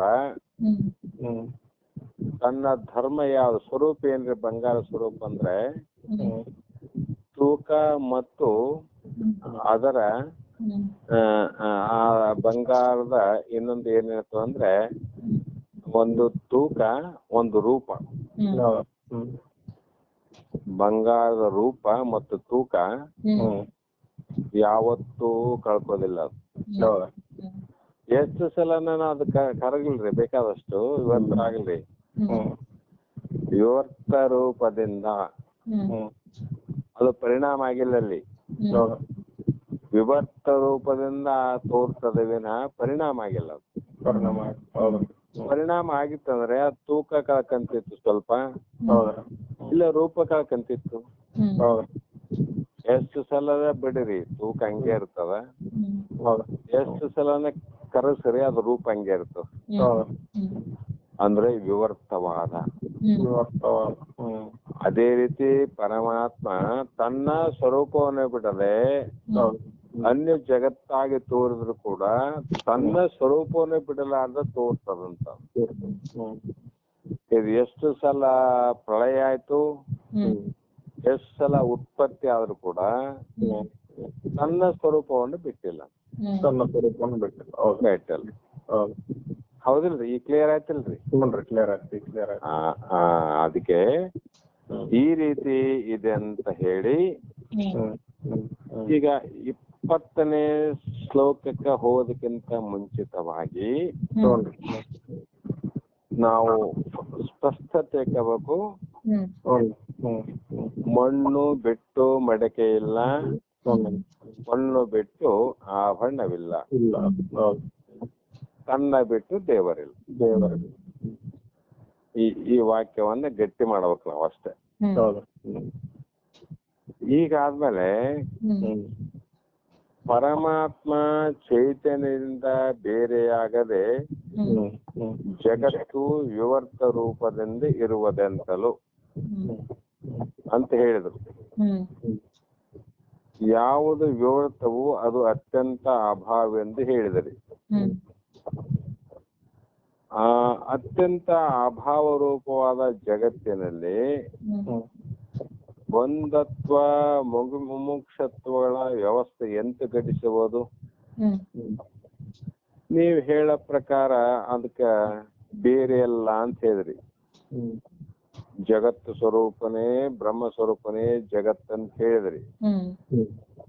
ಅಂದಾಗ ಆ ಬ್ರಹ್ಮ ಸ್ವರೂಪನೇ ಶಿವ ಸ್ವರೂಪನೇ ಜಗತ್ತಿದ್ದಾಗ ಈ ತೋರುವಂತ ಜಗತ್ತಿನ ಜನರಲ್ಲಿ ಎಷ್ಟೋ ಜನಗಳು ಬಂಧ ಅಂದ್ರೆ ದುಃಖದ ಸಾಗರದಲ್ಲಿ ಮುಳುಗ್ಯಾರ. ಮತ್ತು ಇನ್ನು ಕೆಲವರು ಈ ದುಃಖದ ಬಿಡುಗಡೆಗಾಗಿ ಮೋಕ್ಷವನ್ನ ಪಡೆಯೋದಕ್ಕಾಗಿ ವ್ಯವಸ್ಥೆಯನ್ನ ಮಾಡಿಕೊಂಡಾರ. ಇವು ಹೇಗೆ ಘಟಿಸಿದವು ಅಂತ ಅವನಿಗೆ ಈಗ ಬಂಗಾರ ಕೆಟ್ಟಲಾದ ಆಭರಣ ಅಂದ್ರೆ ಬಂಗಾರದಲ್ಲಿ ಇದ್ದಿದ್ದೆ ಆಭರಣದಾಗ ಅವ. ಶಿವ ಸ್ವರೂಪನೇ ಜಗತ್ತಾದಂದ್ರೆ ಶಿವನಲ್ಲಿ ಇದ್ದಂತ ಶಿವಗೆ ಬಂಧನ ಆಗಿಲ್ಲ ನೋಡ್ರಿ. ಪರಮಾತ್ಮ ಬಂಧನ ಇಲ್ಲ, ಪರಮಾತ್ಮ ಬಿಡುಗಡೆ ಇಲ್ಲ. ಅದಕ್ಕಾಗಿ ಶಿವನ ಸ್ವರೂಪನೇ ಜಗತ್ತಿನ ಜೀವಿಗಳಲ್ಲಿ ಆದಂದ್ರೆ ಈ ಕೆಲವು ಜೀವಿಗಳಲ್ಲಿ ಬಂಧತ್ವ, ಕೆಲವು ಜೀವಿಗಳಲ್ಲಿ ಮೋಕ್ಷದ ಪ್ರಾಪ್ತಿಗೋಸ್ಕರ ಇವು ಯಾಕೆ ವ್ಯವಸ್ಥೆ ಆದವು? ಈಗ ಆಗ್ಬಾರ್ದಾಗಿತ್ತಲ್ಲ. ನೀವು ಹೇಳೋ ಪ್ರಕಾರ ಅಂದ್ರೆ ಬಂಗಾರದಿಂದ ಆದಂತ ಆಭರಣಗಳಲ್ಲಿ ಕೆಲವು ಆಭರಣಗಳಲ್ಲಿ ತೂಕ ಹಂಗೆ ಇರ್ತದ, ಕೆಲವು ಆಭರಣಗಳಲ್ಲಿ ತೂಕ ಕಡಿಮೆ ಆಗ್ತದ ಅಂತ ಹೇಳಿದಂಗ ಆಗ್ತದ. ಹಾಗಾಗ್ಬಾರ್ದು. ಅಂದ್ರೆ ಇದು ಬಂಗಾರದಿಂದ ಆಗ್ಯದ, ಇದು ಬೇರೆದಿಂದ ಆಗ್ಯದ ಅಂತ ಅರ್ಥ ಆಗ್ತದ. ಅದೇ ರೀತಿ ಪರಮಾತ್ಮನಿಂದ ಆದಂತ ಒಂದೇ ಜಗತ್ತಿನಲ್ಲಿ ಕೆಲವರಿಗೆ ಬಂಧದಿಂದ ಕೂಡಿವಿ. ನಾವೆಲ್ಲ ಬಂಧ ಆಗ್ಯದ ನೋಡ್ರಿ, ನಾವು ಪರಮಾತ್ಮ ನಾವಲ್ಲ ಅಂತ. ಕೆಲವು ಪರಮಾತ್ಮ ಇದ್ದಾನೆ ಅನ್ನುವಂತ ಮುಮುಕ್ಷತ್ವ ಅದ. ಇವು ಆಗಬಾರ್ದಾಗಿತ್ತು. ಮತ್ತು ಬಂಧತ್ವ ಮುಕ್ತತ್ವದ ವ್ಯವಸ್ಥೆ ಇಲ್ಲ ಎಂದರೆ ಇಲ್ಲಪ್ಪ, ಯಾರಿಗೆ ಬಂಧನ ಆಗಿಲ್ಲ, ಮುಕ್ತಿ ಅನ್ನುವಂತ ವ್ಯವಸ್ಥೆಗಳೇ ಇಲ್ಲ ಅಂತ ನೀವು ಹೇಳಬಹುದು. ಅದು ಹೇಳಿದ್ರೆ ಗುರು ಶಾಸ್ತ್ರ ವೇದ ವೇದಾಂತ ವಾಕ್ಯಗಳಿಂದ ಪ್ರಯೋಜನವಿಲ್ಲ ಅಂತ ಹೇಳಿದಂಗ ಆಗ್ತದ. ಬಂಧನ ಇಲ್ಲ ಅಂದ್ರೆ ಗುರುಶಾಸ್ತ್ರ ವೇದ ವೇದಾಂತ ಪ್ರಯೋಜನ ಇಲ್ಲಲ್ಲ. ಹಂಗಾಗಿ ಇದನ್ನು ಒಪ್ಪಿಕೊಂಡರೆ ನಾಸ್ತಿಕತ್ವವನ್ನು ಅಂಗೀಕರಿಸಂತಾಗುವುದು. ನಾಸ್ತಿಕರು ದೇವರೇ ಇಲ್ಲ ಅನ್ನುವಂತ ಭಾವವನ್ನೇ ನಾವು ಒಪ್ಪಿಕೊಂಡಂಗ ಆಗ್ತದ. ಈ ಎಲ್ಲಾ ಪ್ರಶ್ನೆಗೆ ಬಂಧ ಮತ್ತು ಮೋಕ್ಷದ ವ್ಯವಸ್ಥೆ ಈ ಒಂದೇ ಜಗತ್ತಿನಲ್ಲಿ ಎರಡು ರೀತಿಯಾಗಿ ಯಾಕೆ ತೋರಿದವು? ಈ ವ್ಯವಸ್ಥೆ ಉಂಟೆಂತಲೂ ಜಗತ್ತು ಬಂದವು ಅಂದ್ರೆ ತನ್ನ ಆಶಯವೇ ಮುಕ್ತಿಯು, ತನ್ನ ನಾಶವನ್ನೇ ತಾನೇ ಮಾಡ್ಕೊಂಡಾಗ ಆಗ್ತದೆ. ಈ ರೀತಿ ಜಗತ್ ವಿಷಯಗಳಲ್ಲಿ ಸುಳಿಯುವ ಮನಸ್ಸೇ ಬಂದವು, ತನ್ನಾಶಯವೇ ಮುಕ್ತಿಯು, ಜಗತ್ ಕ್ರಾಂತಿಯೇ ಬಂಧವು, ತನ್ನಾಶಯವೇ ಮುಕ್ತಿಯು ಎಂಬುದನ್ನಾಗಿ ಕೆಲವು ಜನ ಕರ್ಮಪಟರು, ಉಪಾಸಕರು, ಜ್ಞಾನಿಗಳು ಮುಂದೆ ಈ ಒಂದು ಪ್ರಶ್ನೆ ಇವು ಬಹಳ ಚಂದ ನೋಡೋ ಪ್ರಶ್ನೆಗಳು. ಹೌದಾ? ಸಂಶಯ, ಈ ಎಲ್ಲಾ ಸಂಶಯಗಳಿಗೆ 20ನೇ ಸೂತ್ರದಿಂದ ಹೇಳ್ಕೊಂತ ಹೋಗ್ತಾರ ನಾವು. 20ನೇ ಸೂತ್ರದಿಂದ ಪ್ರಾರಂಭ. ಅದು ಯಾಕೆ ಭೇದ ಆಯ್ತಪ್ಪ, ಯಾಕೆ ಭೇದ ಆಯ್ತು, ಅದಕ್ಕೆ ಬಂಗಾರದಲ್ಲಿ ಇದಕ್ಕೆ ಯಾಕೆ ತೂಕ ಕಡಿಮೆ ಆಯ್ತು, ಇದಕ್ಕೆ ಯಾಕೆ ಸರಿಯಾದ ಅವನಂತೆ 20ನೇ ಸೂತ್ರದಲ್ಲಿ ಕರ್ಮ ಉಪಾಸಕ ಜ್ಞಾನಿಗಳ ಮುಕ್ತಿ ಸ್ವರೂಪ. ಇಲ್ಲಿ ಕರ್ಮಕಾಂಡಗಳು ಏನ್ ಮಾಡಿದ್ರು, ಉಪಾಸಕರು ಯಾವ ರೀತಿ ಸ್ವರೂಪವನ್ನು ಹೇಳಿದ್ರು, ಜ್ಞಾನಿಗಳು ಆ ಮುಕ್ತಿಯ ಸ್ವರೂಪವನ್ನ ಹೇಗೆ ಹೇಳ್ತಾ ಹೇಳ್ತಾ ಹೇಳ್ತಾ ಹೋದ್ರು ಅನ್ನುವುದನ್ನ ಮುಂದಿನ ಶ್ಲೋಕದಲ್ಲಿ ಹೇಳ್ತಾ ಹೋಗ್ತಾರೆ. ಅದೇ ಪ್ರಕಾರವಾಗಿ ಜಗತ್ಸ್ಥಿತಿಂ ಜಗನ್ಮನ ಕ್ಷಿತಿಂ ಮನೋ ಬ್ರಹ್ಮಕ್ಷಿಂ ಸ ಜಡ ಅಜಡಾ ಬುಧ ಬುಧ ಶಂಕರೆ ಅಮೃತಂ ಕ್ರಮಾತ್. ಅಂದ್ರೆ ಜಗತ್ ಚಿಂತಿಂ ಅಂದ್ರೆ ಜಗತ್ತಿನ ನಾಶವನ್ನ, ಜಗನ್ಮನಕ್ಷಿತಿಂ ಅಂದ್ರೆ ಜಗತ್ತಿನ ಸಂಬಂಧವಾದ ಮನೋಭ್ರಾಂತಿ ಅಂದು.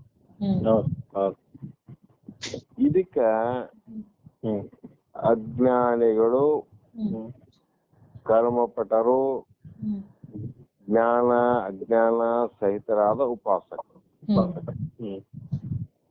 ಅವ್ರೇನ್ ಮಾಡಿದ್ರು, ಮೋಕ್ಷವನ್ನ ಕ್ರಮ ಅಂತಂದ್ರೆ ಶಶಿಂಕರ್ ಅಂದ್ರೆ ಈ ಪ್ರಕಾರ ಸಂಶಯದಿಂದ ಅನುಮಾನದಿಂದ ನೋಡಿದ್ರು ಅಂತ.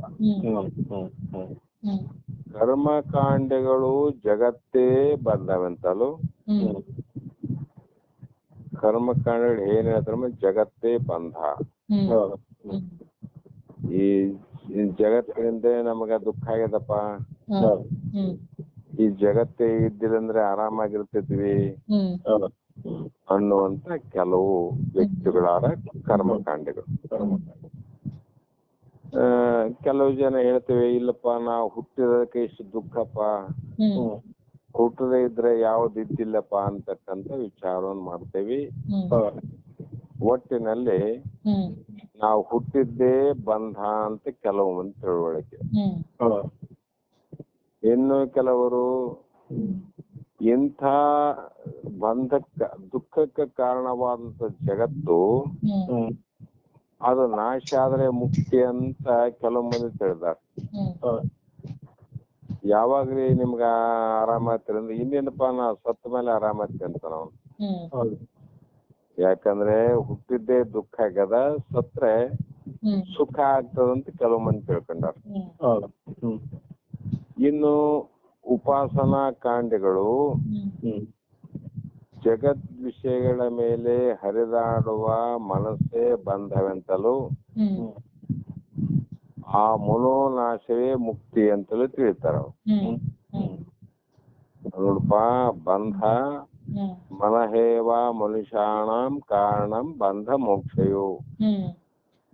ಆ ಮನಸ್ಸೇ ಬಂಧ, ಆ ಮನೋನಾಶೇ ಮುಕ್ತಿ ಅಂತ ಅವ್ರು ಹೇಳ್ತಾರೆ. ಇವರಿಬ್ಬರನ್ನ ಮೀರಿ ಮತ್ತೆ ಜ್ಞಾನಕಾಂಡಗಳು ಏನ್ ಹೇಳ್ತಾರಂದ್ರೆ, ಮನಸ್ಸೇ ನಿನಗೆ ಬಂಧ ಆಗಿಲ್ಲ, ಆ ಮನಸ್ಸು ನಿನ್ನ ಬಿಡುಗಡೆನೂ ಮಾಡೋದಿಲ್ಲ, ಮನಸ್ಸಿನ ಭ್ರಾಂತಿಯೇ ಬಂಧ ಅಂದ್ರು. ಮನಸ್ಸಿನ ಮೇಲೆ ಹುಟ್ಟಿದಂತ ಭ್ರಾಂತಿ ಅದೇನಾತ್ರಿ, ಹಗ್ಗದಲ್ಲಿ ಹಾವು ತೋರಕತ್ತಿ ನೋಡ್ರಿ, ಅದು ಭ್ರಾಂತಿಯಿಂದ ತೋರದ ವಿನ ಮನಸ್ಸಿನಿಂದ ಅಲ್ಲ, ಮನಸ್ಸಿನಿಂದ ಅಂತ ಭ್ರಾಂತಿಯಿಂದ. ಆ ಭ್ರಾಂತಿ ಹೋದ್ಮೇಲೆ ಅದೇ ಮನಸ್ಸಿನಿಂದ ನೀನು ಹಗ್ಗ ಅನ್ಬೇಕಾಗ್ತದ. ಆ ಮನಸ್ಸು ಭ್ರಾಂತಿ ಹೋದಂಗ ಮನಸ್ಸು ಹೋಗಿದ್ರೆ ಇಲ್ಲಿ ಹಗ್ಗವನ್ನು ತಿಳಿಯೋರು ಯಾರ್ರಿ? ಹಗ್ಗ ತಿಳಿಲಿಕ್ಕೆ ಬರ್ತವೆ, ಹುಚ್ಚಾಗೋಯ್ತದವೆಲ್ಲ. ಆ ಕಾರಣ ಪೂರ್ವ ಮೀಮಾಂಸಕರಾದ ಕರ್ಮಠರು ಸ್ವರೂಪದಿಂದ ಅನಾದಿ ಅನಂತ ಪ್ರವಾಹರೂಪ ಸಂಯೋಗ ಯೋಗವುಳ್ಳತೆ ಜಗತ್ತಂದು ಹೇಳ್ತಾರ. ಸ್ವರೂಪದಿಂದ ಅನಾದಿ ಅನಂತ ಪ್ರವಾಹರೂಪ ಕೂಡುವುದರಿಂದ ಮತ್ತೆ ಅಗಲುವುದರಿಂದ ಇದು ಜಗತ್ತೆಂದು ಹೇಳಿರುತ್ತಾರೆ. ಅಂದ್ರೆ ಜಗತ್ತು ಅನಾದಿಯಾಗಿದ್ದರೂ ಅನಂತವೆಂದು ಹೇಳ್ತಾರ ಅವರು. ನಾನು ಮೊದ್ಲೇ ಹೇಳಿದ್ದೇನೆ, ಅನಾದಿ ಬೇರೆ ಅನಂತ ಅನಾದಿ ಬೇರೆ. ಆದ್ರೆ ಇವರು ಅನಂತ ಅನಾದಿ ತಿಳ್ಕೊಳ್ಳಲಿ, ಇವರು ಪೂರ್ವ ಮೀಮಾಂಸಕರು. ಜಗತ್ ಯಾವಾಗ ಹುಟ್ಟಿದಪ್ಪ ಅಂದ್ರೆ ಪರಮಾತ್ಮ ಯಾವಾಗ ಹುಟ್ಟಿದಪ್ಪ ಅವಾಗ ಜಗತ್ ಹುಟ್ಟ್ಯದ ಅಂತ ಹೇಳಿ ಜಗತ್ತಿಗೂ ಕೂಡ ನಾಶ ಇಲ್ಲವೆಂದು ಹೇಳ್ತಾರ. ಜಗತ್ತಿಗೆ ನಾಶನೇ ಇಲ್ರಿ ಇದು, ಮತ್ತೆ ಹುಟ್ಟದ ಇದಕ್ಕೆ ನಾಶನೇ ಇಲ್ಲ ಅಂತ ಹೇಳಿದ್ರು. ಅದಕ್ಕ ಅವ್ರ ಏನ್ ತಿಳ್ಕೊಂಡ್ರು, ನಾಶ ಇಲ್ಲ ಅಂದ್ರೆ ಈ ಜಗತ್ತು ಕೂಡ ಸತ್ಯವಾದದ್ದು ಅಂತ ಹೇಳಿದ್ರು. ಆದ್ರೆ ಅವ್ರ ಅನುಭವಕ್ಕೆ ವಿರುದ್ಧ ಆದಲ್ರಿ. ಜಗತ್ತು ತಾನು ಸಾಯುವವ್ರನ್ನ ನೋಡ್ತಾನ, ಸತ್ತವ್ರು ನೋಡ್ತಾನ, ತಾನು ಸಾಯ್ತಾನ, ಆದ್ರೂ ಕೂಡ ನಾಶ ಇಲ್ಲ ಅಂತ ತಿಳ್ಕೊಂಡ ನೋಡ್ರಿ. ತಿಳ್ಕೊಂಡು ಈ ನಾಶವಿಲ್ಲದ ಜಗತ್ತೇ ಬಂಧವೆಂದು, ಇದರಿಂದ ಬಿಡುಗಡೆ ಆಗ ಸಾಧ್ಯನೇ ಇಲ್ಲ ಅಂತ ತಿಳ್ಕೊಂಡು ಆ ಕರ್ಮಠದ ಸಿದ್ಧಾಂತ ಅಲ್ಲ. ಕರ್ಮಕಾಂಡ ಸಿದ್ಧಾಂತ ನರಕಾದಿ ದುಃಖ ಸಂಬಂಧವೇ ಬಂಧತ್ವವೆಂದು, ಸ್ವರ್ಗಾದಿ ಲೋಕ ಪ್ರಾಪ್ತಿಯೇ ಮುಕ್ತತ್ವವೆಂದು ಅವರ ತೀರ್ಮಾನ. ಅದಕ್ಕಾಗಿ ಕರ್ಮಕಾಂಡಗಳು ಹೆಚ್ಚಿಗೆ ಯಾಕ ಈ ಕರ್ಮವನ್ನ ಬೋಧ ಮಾಡ್ತಂದ್ರ ತಿಳ್ಕೊಂಡಿದ್ದ ಅಷ್ಟೇ ಅವು. ಇಷ್ಟ ಮಾಡ್ಬಿಟ್ರಿ ನಿಮ್ಗ ಮುಕ್ತಿ ಆಗ್ತದ, ಮೋಕ್ಷ ಆಗ್ತದ, ಸ್ವರ್ಗ ಲೋಕ ಪ್ರಾಪ್ತಿ ಆಗ್ತದ. ಮುಕ್ತಿ ಅಂತ ಯಾರು ಹೇಳ್ಯಾರಂದ್ರು ಅವ್ರು ಕೇಳ್ತಾರ. ಪುನಃ ಪುನಃ ಪುನರಪಿ ಪನರಂ ಪುನರಪಿ ಜನನಂ, ಇದು ಯಾವಾಗ್ಲೂ ಇರೋದೇ ಜಗತ್ತು. ಜಗತ್ ನಾವು ಹುಟ್ಟಿವಿ ಒಂದಾವರ್ತಿ ಅಂದ್ಮೇಲೆ ಮತ್ತೆ ಹೋಗೋದು, ಮತ್ತೆ ಹುಟ್ಟೋದು, ಮತ್ತೆ ಹೋಗೋದು, ಮತ್ತೆ ಹುಟ್ಟೋದು. ಇದಕ್ಕ ಬಿಡುಗಡೆನೇ ಇಲ್ಲ, ಬಿಡುಗಡೆ ಹೇಳಲಿಕ್ಕೆ ಬರೋದಿಲ್ಲ ಅಂತ ಹೇಳಿ ಲೋಕ ಪ್ರಾಪ್ತಿಗೆ ಹೋಗಕ್ಕೂ ಪುಣ್ಯ ಮಾಡಿ ಇಲ್ಲಿ ಬಂಧಗಳನ್ನ ಬಿಡುಗಡೆ ಆಗ್ತದ, ಅಲ್ಲಿ ನಿಮ್ಗ ಮುಕ್ತಿ ಆಗ್ತದ. ಅದಕ್ಕೆ ಆ ಲೋಕವನ್ನ ಪ್ರಾಪ್ತಿ ಮಾಡಿಕೊಡ್ರಿ ಅಂತ ಹೇಳ್ತಕ್ಕಂಥವ್ರು ಅವ್ರು ತೀರ್ಮಾನ ಹೇಳ್ಬಿಟ್ರು ಅವ್ರು. ಆದರೆ ಗ್ರಂಥಕರ್ತರು ಒಂದು ಪ್ರಶ್ನೆ ಮಾಡ್ತಾರೆ, ಕರಿಮಗಳು ಜಗತ್ತೇ ಬಂಧವೆಂತಲೂ ಜಗನ್ನಾಶವೇ ಮುಕ್ತಿ ಅಂತಲೂ ತಿಳಿತಾರಂತ. ಅವ್ರು ಏನ್ ಹೇಳಿದಂಗಾತ್ರಿ, ಜಗತ್ತೇ ಬಂಧ ಅಂದಾಗ ಜಗತ್ತು ನಾಶ ಆದ್ರೆ ಮುಕ್ತಿ ಆಗ್ತದ ಅಂದಾಗ ಜಗತ್ತು ನಾಶ ಆಗೋದೆಲ್ಲ ಯಾವಾಗಲೂ ಇರ್ತದಂತ ಹೇಳ್ತಾರ ಅವ್ರು. ಇಲ್ಲಿ ಜಗತ್ ಶಬ್ದಕ್ಕೆ ಗ್ರಂಥಕರ್ತರ ಅಭಿಪ್ರಾಯ ಏನಂದ್ರೆ ಚರ ಅಚರಾತ್ಮಕವಾದ ಪ್ರಪಂಚವಲ್ಲ, ಇದು ತಿರುಗಾಡುವಂತ ಒಂದಲ್ಲೇ ಇರುವಂತ ಚರ ಅಚರ ಅಂದ್ರು. ಓಡಾಡುವ ಅಥವಾ ಓಡಾಡದೆ ಇರುವಂತ ಪ್ರಪಂಚದ ಜೀವಿಗಳೇನದ ಇವುಗಳ ದೊಡ್ಡ ತನುವೇ ಜಗತ್ತಂದು ಅಭಿಪ್ರಾಯ ಪಟ್ರು ಅವರು. ಈ ದೊಡ್ಡ ತನುವೇ ಜಗತ್ತು. ಆದರೆ ಆ ಶರೀರ ಸಂಬಂಧವೇ ಬಂಧವೆಂತಲು. ಆ ಒಂದು ದೊಡ್ಡ ತನುವೇ ಜಗತ್ತು. ಆ ಜಗತ್ತಿನ ಸಂಬಂಧವೇ ಬಂಧ, ಹ್ಮ್ ತನುವಿನ ಸಂಬಂಧದ ಬಿಡುಗಡೆಯೇ ಮೋಕ್ಷವೆಂತಲೂ ಹ್ಮ್ ಪೂರ್ವ ಮೀಮಾಂಸಕ ಸಿದ್ಧಾಂತ. ಹ್ಮ್ ನೋಡ್ರಿ, ಈ ಜಗತ್ತು ಅಂದ್ರೆ ಹೊರಗೆ ತೋರುವಂತ ನಾನಾ ರೂಪದ ಜಗತ್ತಲ್ಲ. ಹ್ಮ್ ಹ್ಮ್ ನಾವು ತೊಟ್ಟು ಬಂದಂತ ದೇಹವೇ ಜಗತ್ತು. ಹ್ಮ್ ಈ ದೇಹ ಸಂಬಂಧವೇ ನಮಗ ಹ್ಮ್ ಈ ಬಂಧ ಆಗ್ಯದ. ಹ್ಮ್ ಈ ಸಂಬಂಧದ ಬಿಡುಗಡೆಯೇ ಮೋಕ್ಷ ಅಂತ ಅವ್ರು ಹೇಳಿದ್ರು. ಇದು ಪೂರ್ವ ಮೀಮಾಂಸಕ. ಸತ್ತ ಮೇಲೆನೆ ಮೋಕ್ಷ ಅಂತ ಅವ್ರ ಲೆಕ್ಕ. ಹಾ ಅದು ಸಂಬಂಧ ಇರ್ತಾನ.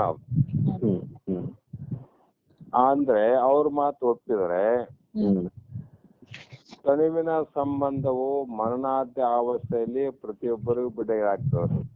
ಹ್ಮ್ ದೇಹ ಸಂಬಂಧ ಹ್ಮ್ ಈ ಮರಣದ ಅವಸ್ಥೆಯಲ್ಲಿ, ಮರಣ ಕಾಲದಲ್ಲಿ ಹ್ಮ್ ಮರಣ ಆದ್ಮೇಲೆ ಬಿಡುಗಡೆ ಆಗ್ತಲ್ಲ ಶರೀರ, ಹೌದು ಬಿಡುಗಡೆ ಪ್ರತಿಯೊಬ್ಬರಿಗೆ ಆಗ್ತದೆ. ಹೌದು ಪ್ರತಿಯೊಂದು ಚರಾಚರ ಜೀವಿಗಳು ಕೂಡ ಆಗ್ತದೆ. ಹೌದು ಆ ರೀತಿ ಬಿಡುಗಡೆಯಾಗುವುದರಿಂದ ಕರ್ಮಠರ ಮೋಕ್ಷವನ್ನು ಸರ್ವರು ಹೊಂದಬಹುದಲ್ಲವೇ?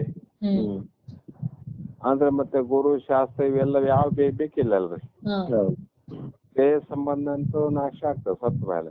ಹೌದು ಅವಾಗ ಎಲ್ಲರಿಗೂ ಮೋಕ್ಷ ಆಗ್ತದ ಅಂತ ಒಪ್ಪಬೇಕಾಗ್ತದ. ಆ ಕಾರಣ ಈ ಸಂಶಯ ನಿವೃತ್ತಿ ಅಂತಂದೊಡೆ ಕರ್ಮಪಟರು ಹಾಗೆ ಹೇಳಿದ್ರು. ಸ್ವರ್ಗಲೋಕ ಪ್ರಾಪ್ತಿಯೇ ಮೋಕ್ಷ ಅಂದ್ರು. ಶರೀರದ ಮೇಲೆ ಶರೀರ ಸಂಬಂಧವೇ ಬಂಧ.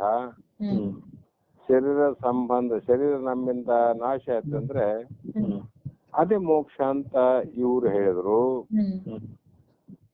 ಹೇಳುವ ನಿವೃತ್ತಿ ಎಂತೊಡೆ ಅಂದ್ರೆ ಶರೀರ ಸಂಬಂಧದ ಬಿಡುಗಡೆಗೂ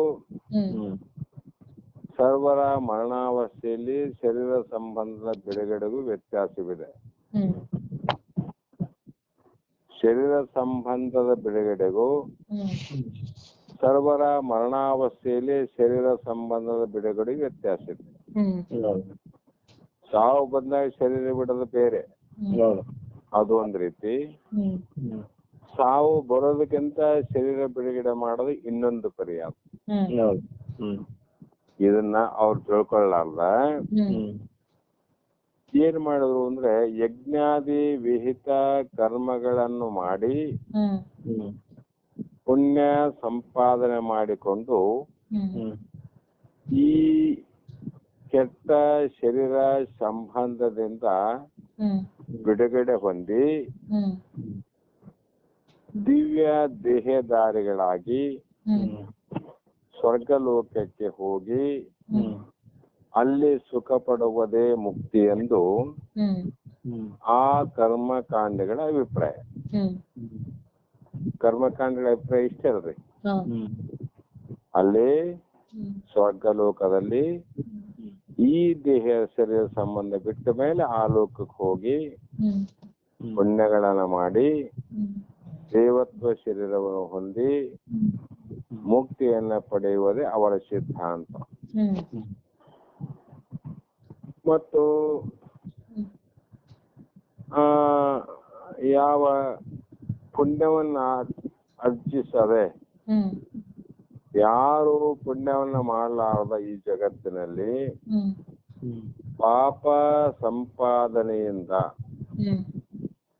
ಪಾಪದ ಸಂಪಾದನೆಯಿಂದ ಶರೀರದ ಬಿಡುಗಡೆಯಾದರೆ ಅವನು ಯಮಲೋಕದಲ್ಲಿನ ಯಾತನಾಮಕ ಶರೀರ ಸಂಬಂಧ ಶರೀರ ಸಂಬಂಧ ಬಿಡುಗಡೆಯಾಗುವುದಿಲ್ಲ. ಆವಾಗ ಆ ಬಿಡುಗಡೆ ಆಗುವುದಿಲ್ಲ ಅಂದ್ರೆ ಅದರಿಂದ ಪುಣ್ಯವಂತರು ಪಾಪಿಗಳಿಗೂ ಶರೀರ ಸಂಬಂಧದಿಂದ ಬಿಡುಗಡೆ ಹೊಂದುವುದರಲ್ಲಿ ವ್ಯತ್ಯಾಸವಿದೆ. ನೀವು ಸ್ವರ್ಗಕ್ಕೆ ಹೋಗಂತ ಕರ್ಮಕಾಂಡ ಹೇಳ್ತಾರಲ್ರಿ, ಮತ್ತೆ ಮತ್ತೆ ಅಂದ್ರೆ ಶರೀರ ಸಂಬಂಧ ಹ್ಮ್ ಮರಣಾವಸ್ಥೆಯಲ್ಲಿ ಎಲ್ಲರಿಗೂ ಶರೀರ ಸಂಬಂಧ ಇರಂಗಿಲ್ಲ. ಹೌದು ಅಂದ್ರೆ ಎಲ್ಲರೂ ಸ್ವರ್ಗಕ್ಕೆ ಹೋಗ್ತಾರಂತ ಹೇಳಂಗಿಲ್ಲ ನೀವು. ಹೌದು ಮತ್ತೆ ಪಾಪಿಗಳು ಎಲ್ಲಿ ಹೋಗ್ತಾರಂತ್ರಿ? ನರಕಕ್ಕ. ಹ್ಮ್ ಹ್ಮ್ ಪುಣ್ಯ ಮಾಡಿದ್ರೆ ಸ್ವರ್ಗಕ್ಕೆ ಅಂತೀರಿ. ಹ್ಮ್ ಅಂದ್ರೆ ನೀವೇ ಹೇಳಿದಂಗಾಯ್ತು, ಶರೀರ ಸಂಬಂಧದಲ್ಲಿ ಎರಡು ಭಾಗವಂತ. ಹ್ಮ್ ಅದರಿಂದ ಕರ್ಮಠರು ಶರೀರ ಸಂಬಂಧವೇ ಬಂಧವೆಂತಲೂ ಹ್ಮ್ ಶರೀರದ ಬಿಡುಗಡೆ ಮೋಕ್ಷವಂತಲೂ ನಿಶ್ಚಯಿಸುತ್ತಾರೆ. ಹ್ಮ್ ಇವರಿಗೆ ಹ್ಮ್ ವೇದದ ಆದಿ ಭಾಗವಾದ ಕರ್ಮಕಾಂಡವೇ ಪ್ರಮಾಣ. ಹ್ಮ್ ಏನ್ ಪ್ರಮಾಣ ರೀ ಇವರಿಗೆ?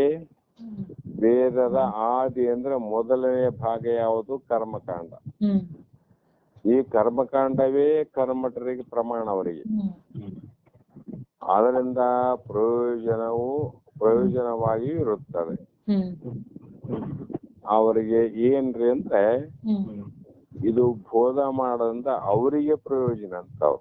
ಹ್ಮ್ ಕರ್ಮವನ್ನ ಹೇಳಿಕೊಡುವಂತರಿಗೆ ಬಹಳ ಪ್ರಯೋಜನ ಅದ್ರಿ. ಹ್ಮ್ ಹೌದು ಒಂದು ಮನೆ ಶಾಂತಿ ವಾಸ್ತು ಅಂತಕ್ಕಂಥದ್ದು, ಹ್ಮ್ ಗೃಹ ಪ್ರವೇಶ ಅಂತಕ್ಕಂಥದ್ದು ಮಾಡಿದ್ರೆ ಹ್ಮ್ ಹ್ಮ್ ಇವತ್ತು ಸುಮಾರು ಕೆಲವು ಶ್ರೀಮಂತರು ಲಕ್ಷಗಟ್ಲೆ ಖರ್ಚು ಮಾಡ್ತಾರೆ. ಹ್ಮ್ ಹೌದು ಹ್ಮ್ ಯಾಕಂದ್ರೆ ಒಬ್ಬ ಕರ್ಮಕಾಂಡಿ ಹೇಳ್ದ, ಹ್ಮ್ ಹ್ಮ್ ನೀನು ಅದು ಮಾಡಿಸ್ಬೇಕು, ಇದು ಮಾಡಿಸ್ಬೇಕು, ಆ ಪೂಜಾ ಈ ಪೂಜಾ ಹ್ಮ್ ಅಂತ ಎಲ್ಲ ಮಾಡಿಸಿ ಇಂಥ ಇಷ್ಟು ಅಂತ ವಸ್ತುಗಳು ಬೇಕು, ಇಷ್ಟು ಬೇಕು, ಅಷ್ಟು ಬೇಕು ಹ್ಮ್ ಅಂತ ಎಲ್ಲ ಹೇಳಿ ಕರ್ಮವನ್ನು ಚಂದ ಮಾಡಿಸ್ತಾರ. ಹ್ಮ್ ಹೌದು ನಾವೇನ್ ಕಂಡ್ವಿ ಪೂಜಾ ಬಹಳ ಚಂದ ಮಾಡಿದ್ರಿ, ಗೃಹ ಪ್ರವೇಶ ಅಂತ ಅದ್ಭುತವಾಗಿ ಮಾಡದ ಅಂತ ಹೇಳ್ತೇವೆ. ಹ್ಮ್ ಎದಕ್ಕೋಸ್ಕರ ಮಾಡದಂದ್ರೆ ಎಲ್ಲವೂ ತನಗೋಸ್ಕರ ಅಂತ. ಹ್ಮ್ ಹ್ಮ್ ತನಗೆ ಲಾಭ ಅದ ಅಲ್ಲಿ. ಹೌದು ಹ್ಮ್ ಹಾಗಾಗಿ ಹ್ಮ್ ಆ ಕರ್ಮಕಾಂಡಗಳು ತಮ್ಮ ಹಿತಕ್ಕಾಗಿ, ತಮ್ಮ ಲಾಭಕ್ಕಾಗಿ ಅವ್ರೇನು ಮತ್ತೆ ಸುಳ್ಳು ಹೇಳಿಲ್ಲ, ಅವರು ಪ್ರಮಾಣ ಕೊಟ್ಟು ಹೇಳಿದ್ರು. ಹ್ಮ್ ಆದರೆ ಯಾವ ಪ್ರಮಾಣ ಅಂದ್ರೆ ವೇದದ ಆದಿ ಭಾಗದ ಪ್ರಮಾಣ. ಹ್ಮ್ ವೇದದ ಮೊದಲನೇ ಭಾಗದಲ್ಲಿ ಏನಾದಂದ್ರೆ ಕರ್ಮ ಪ್ರಮಾಣ. ಹ್ಮ್ ಕರ್ಮ ಪ್ರಮಾಣದಲ್ಲಿ ಏನಾವ? ದುರ್ಬಲ ವಾಕ್ಯ ಅವ. ಆ ದುರ್ಬಲ ವಾಕ್ಯಗಳನ್ನ ಕರ್ಮ ಪದರು ಮುಂದಿಟ್ಟುಕೊಂಡು ಜಗತ್ತಿನಲ್ಲಿ ಕರ್ಮವನ್ನ ಮಾಡಿ ಈ ಒಂದು ಪುಣ್ಯವನ್ನ ನೀವು ಅನುಭವಿಸೋದು ಅಂತಕ್ಕಂಥದ್ದನ್ನ ಹೇಳಿದ್ರೆ ವಿನಃ ಮೋಕ್ಷ ಅನ್ನುವಂಥದ್ದು ಎಲ್ಲಿ ಆದೋ ಎಲ್ಲಿ ಇಲ್ಲವೇ ಇಲ್ಲ ಅಂತ ಹಿಂಗ್ ಹೇಳ್ಕಂತ ಬಂದ್ರು. ಮತ್ತ ಉಪಾಸಕರು ಏನ್ ಹೇಳಿದ್ರು ಅಂದ್ರೆ, ಯೋಗಿಗಳು, ಉಪಾಸಕರಾದ ಯೋಗಿಗಳು ಪ್ರಕೃತಿ ಪುರುಷ ಸಂಯೋಗ ಜನ್ಯ ಅವಿದ್ಯಾದಿ ಪಂಚ ಕ್ಲೇಶಗಳೇ ಬಂಧವೆಂತಲೂ ಪ್ರಕೃತಿ ಪುರುಷ ಸಂಯೋಗ ಅಭಾವಪೂರ್ವಕ ಅವಿದ್ಯಾದಿ ಪಂಚಕ್ಲೇಶ ನಿವೃತ್ತಿಯೇ ಮೋಕ್ಷವಂತಲೂ ತಿಳಿಯುತ್ತಾರೆ. ಇವರು ಪ್ರಕೃತಿ ಮತ್ತು ಪುರುಷ ಅಂತ ಎರಡು ಶಬ್ದವನ್ನು ಬಳಸ. ಎರಡು ಕೂಡುವ, ಸಂಯೋಗ ಅಂದ್ರೆ ಕೂಡುವುದು. ಎಲ್ಲಿ ಅಂದ್ರೆ ನಮ್ಮ ಅವಿದ್ಯೆ ಅಸ್ಮತಿ ರಾಗ ದ್ವೇಷ ಅಭಿನಿವೇಶ ಕ್ಲೇಶ ಅಂತ ಬರ್ತಾ ಬಂದ ಶಾಸ್ತ್ರ. ಅವಿದ್ಯೆ ಅಂದ್ರೆ ಏನ್ರಿ? ಶರೀರ ನಾನೆಂಬ ಬುದ್ಧಿ ಅವಿದ್ಯೆ. ಅದರಿಂದ ರಾಗ, ಬೇಕನ್ನುವುದು, ಬಯಸುವುದು, ಇವೇ ನಮಗೆ ಬಂಧ ಅಂತ. ಅದಕ್ಕ ಪ್ರಕೃತಿ ಪುರುಷ ಸಂಯೋಗ ಅಭಾವ ರೂಪಕ ಅವಿದ್ಯಾದಿ ಪಂಚಕೋಶಗಳೇ ನಿವೃತ್ತಿ ಮೋಕ್ಷ ಅಂದ್ರು. ನಮ್ಮ ಕಾಮ ಕ್ರೋಧ ಲೋಭ ಮೋಹ ಮದ ಮತ್ಸರ, ಇದು ನಂದು ನಂದು ಅನ್ನುವಂತ ಆಸೆ ಅಮಿಷೆ, ಇವೆಲ್ಲ ಏನೆಲ್ಲ ಇದ್ದಾವಲ್ರಿ, ಇವುಗಳಲ್ಲಿ ಕೂಡಿದ್ರಿಂದ ನಮಗ್ ಬಂದಾಗ್ಯದ. ಇವುಗಳನ್ನ ಬಿಟ್ರೆ ಅಮೋಕ್ಷ ಆಗ್ತದ ಅಂತಕ್ಕಂಥದ್ದು ಇವ್ರು ಹೇಳ್ತಾ ಬಂದ್ರು. ಆದರೆ ಶರೀರ ಸಹಿತವಾಗಿದ್ದು ಶರೀರಕ್ಕೆ ಸಂಬಂಧಪಟ್ಟ ಶಬ್ದಾದಿ ವಿಷಯಗಳಲ್ಲಿ ವ್ಯವಹರಿಸುವ ಮನಸ್ಸೇ ಬಂಧಂದ್ರು. ಜನ ಚಂದ ಬೋಧ ಮಾಡ್ತಾರ ಅವ್ರು. ಶರೀರ ಸಹಿತವಾಗಿ ಶರೀರದಿಂದ ಕೂಡಿದ್ದಾಗ ಶರೀರಕ್ಕೆ ಸಂಬಂಧಪಟ್ಟವು ಶಬ್ದಾದಿ ವಿಷಯಗಳು. ಶಬ್ದ ಸ್ಪರ್ಶ ರೂಪ ರಸಗಂಧ ಯಾರಿಗೆ ಸಂಬಂಧಪಟ್ಟವ್ರಿ ಅಂದ್ರೆ ಶರೀರಕ್ಕೆ ಸಂಬಂಧಪಟ್ಟವ, ಅವು ದೇಹಕ್ಕೆ ಸಂಬಂಧಪಟ್ಟವ. ಕಾರಣ ಇವೆಲ್ಲವೂ ದೃಶ್ಯ, ಇವು ದೃಶ್ಯ. ಆದ್ರೆ ದೃಕ್ ಅಲ್ಲ.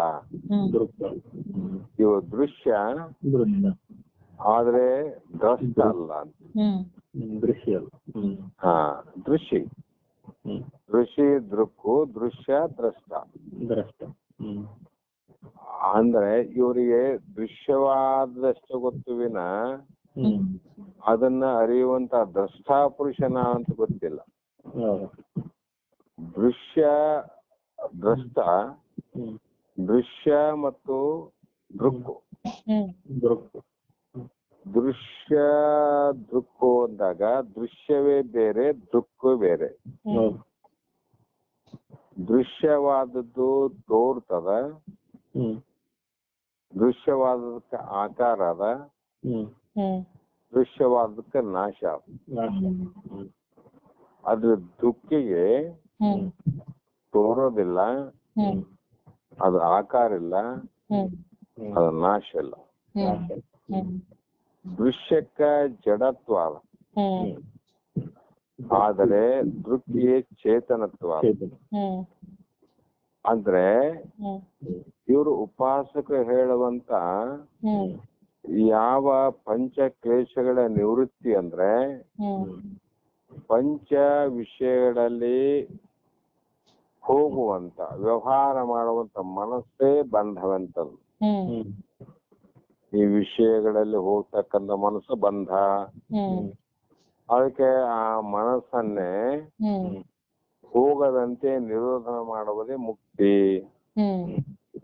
ಅದಕ್ಕೆ ಏನ್ ಮಾಡ್ಬೇಕು? ಭಕ್ತಿ. ಭಕ್ತಿಯನ್ನ ಮಾಡ್ರಿ ಮುಕ್ತಿ ಆಗ್ತದ.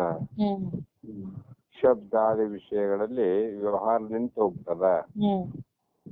ಆವಾಗ ಆ ಮನಸ್ಸು ವಿಷಯಗಳಿಂದ ಬಿಡುಗಡೆ ಆಗ್ತದ. ಬಿಡುಗಡೆ ಆದ ತಕ್ಷಣ ನಿಮಗೆ ಮೋಕ್ಷ ಆಗ್ತದ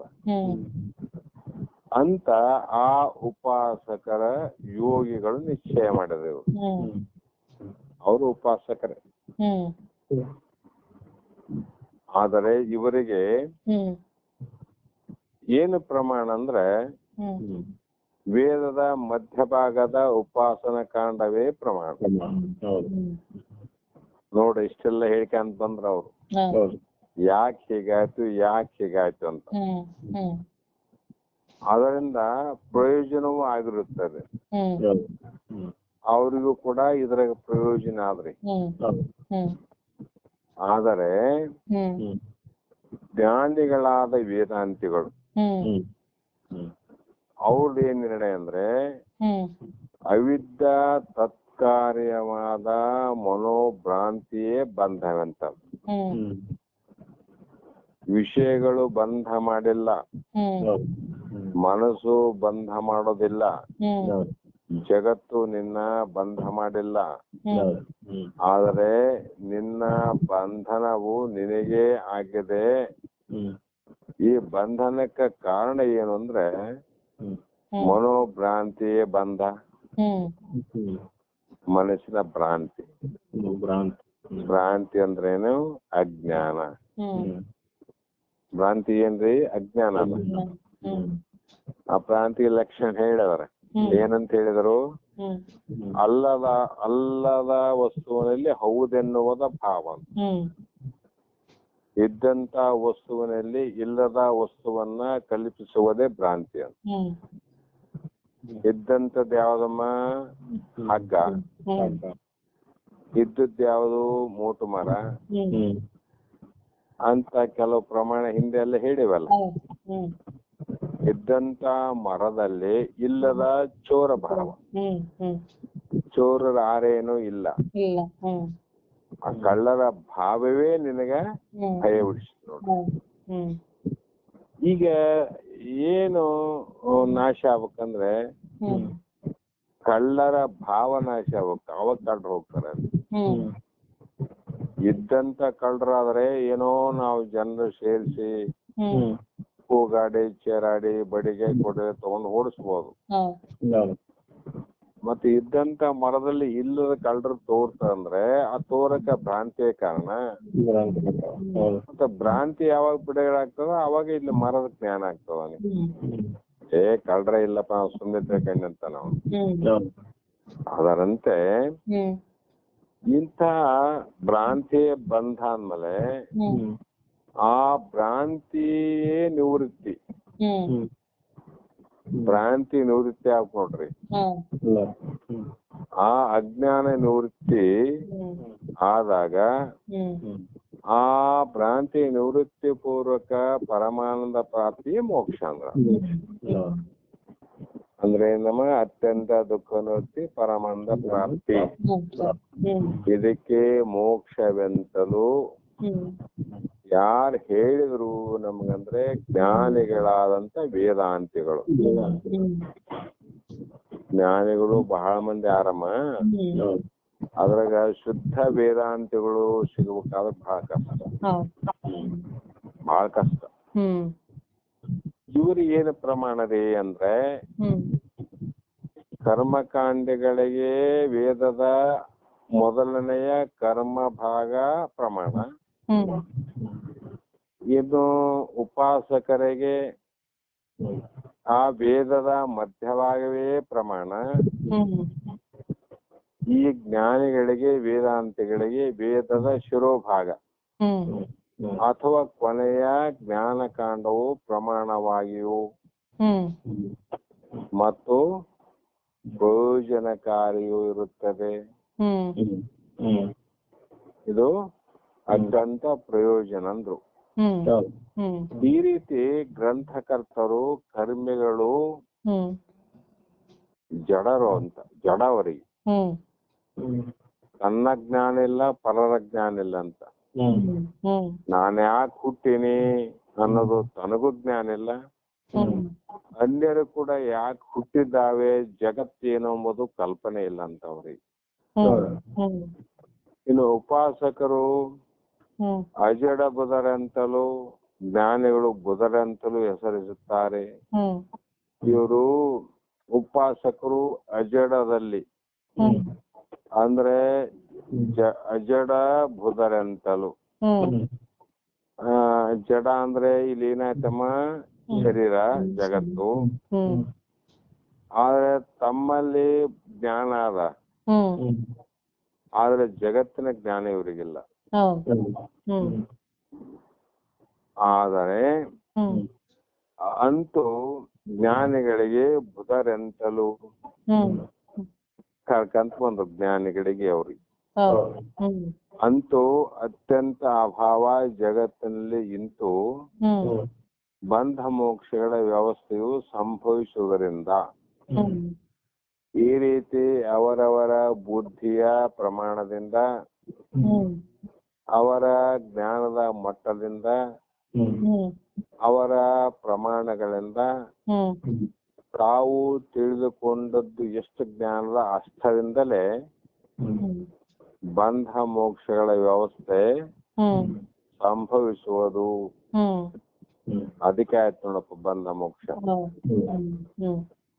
ನಾಸ್ತಿಕ ಮತ ಅವಲಂಬನೆ ಎಡೆಯಲ್ಲಿ ಮತ್ತು ಗುರು ಶಾಸ್ತ್ರ ವೇದ ವೇದಾಂತ ಬೋಧ ಪ್ರಭಾವವು ನಿಷ್ಪ್ರಯೋಜನವಾದುದಲ್ಲ. ಅವು ಪ್ರಯೋಜನ ಇಲ್ರಿ, ಆದ್ರೆ ಇದು ನಿಷ್ಪ್ರಯೋಜನ ಅಲ್ಲ.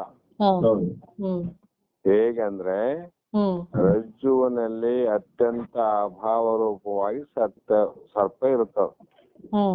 ಹ್ಮ್ ಅತ್ಯಂತ ಅಭಾವ ಅಂದ್ರೆ ಇಲ್ಲವೇ ಇಲ್ಲ ಅಂತ ಹಗ್ಗದಲ್ಲಿ. ಹೌದ್ ಆ ರೀತಿ ಸರ್ಪವು ಇದೆ ಅಲ್ರಿ. ಹೌದ್ ಹೌದು ಇಲ್ಲದೆ ಅಂದ್ರೆ ಯಾರಿಗೂ ತೋರ್ಬಾರ್ದಾಗಿತ್ತು. ಹೌದ್ ಹ್ಮ್ ಹ್ಮ್ ಇಲ್ಲವೇ ಅಂದ್ರೆ ಯಾರಿಗೂ ತೋರ್ಬಾರ್ದು. ಹ್ಮ್ ಹೌದು ಇದೆ ಅಂದ್ರೆ ಎಲ್ಲರಿಗೂ ತೋರ್ಬೇಕಾಗಿತ್ತು. ಹ್ಮ್ ಇದೆ ಅಂದ್ರೆ ಎಲ್ಲರಿಗೂ ತೋರ್ಬೇಕಲ್ಲಮ್ಮ. ಹೌದ್ ಹೌದು ಇಲ್ಲ ಅಂದ್ರೆ ಯಾರಿಗೂ ತೋರ್ಬಾರ್ದಾಗಿತ್ತು. ಹೌದ್ ಹ್ಮ್ ಹ್ಮ್ ಅದರಂತೆ ಹ್ಮ್ ಈ ಸರ್ಪದ ತೋರಿಕೆಯೇ ಬಂಧ. ಹ್ಮ್ ಹ್ಮ್ ಯಾರಿಗ್ ಬಂದ ಆಯ್ತ್ರಿ? ಕಂಡವನಿಗೆ. ಹ್ಮ್ ಹೌದು ಹಾವು ಕಂಡವನಿಗೆ ಬಂಧ ಆಯ್ತು.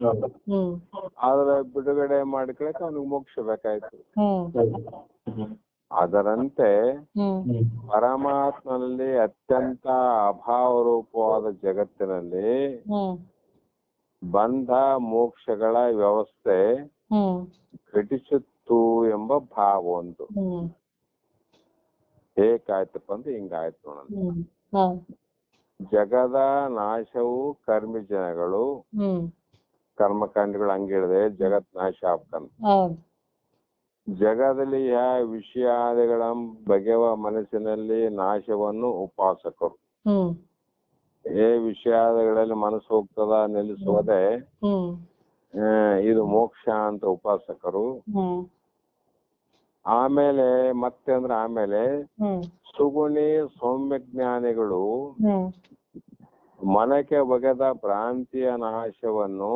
ಹ್ಮ್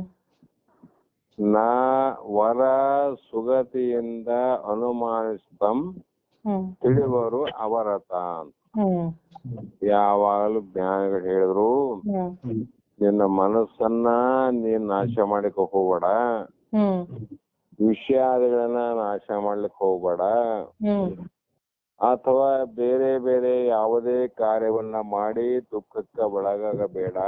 ಹ್ಮ್ ನಿನಗೆ ಬಂಧವಾದದ್ದು ಯಾವುದಂದ್ರೆ ನಿನ್ನ ಮನಸ್ಸಿನ ಭ್ರಾಂತಿ ಅಂತ. ಭ್ರಾಂತಿ ಆ ಭ್ರಾಂತಿ ಯಾವ್ದ್ರಿಂದ ಆಗ್ಯದಂದ್ರೆ ಅಜ್ಞಾನದಿಂದ ಆಗ್ಯದ.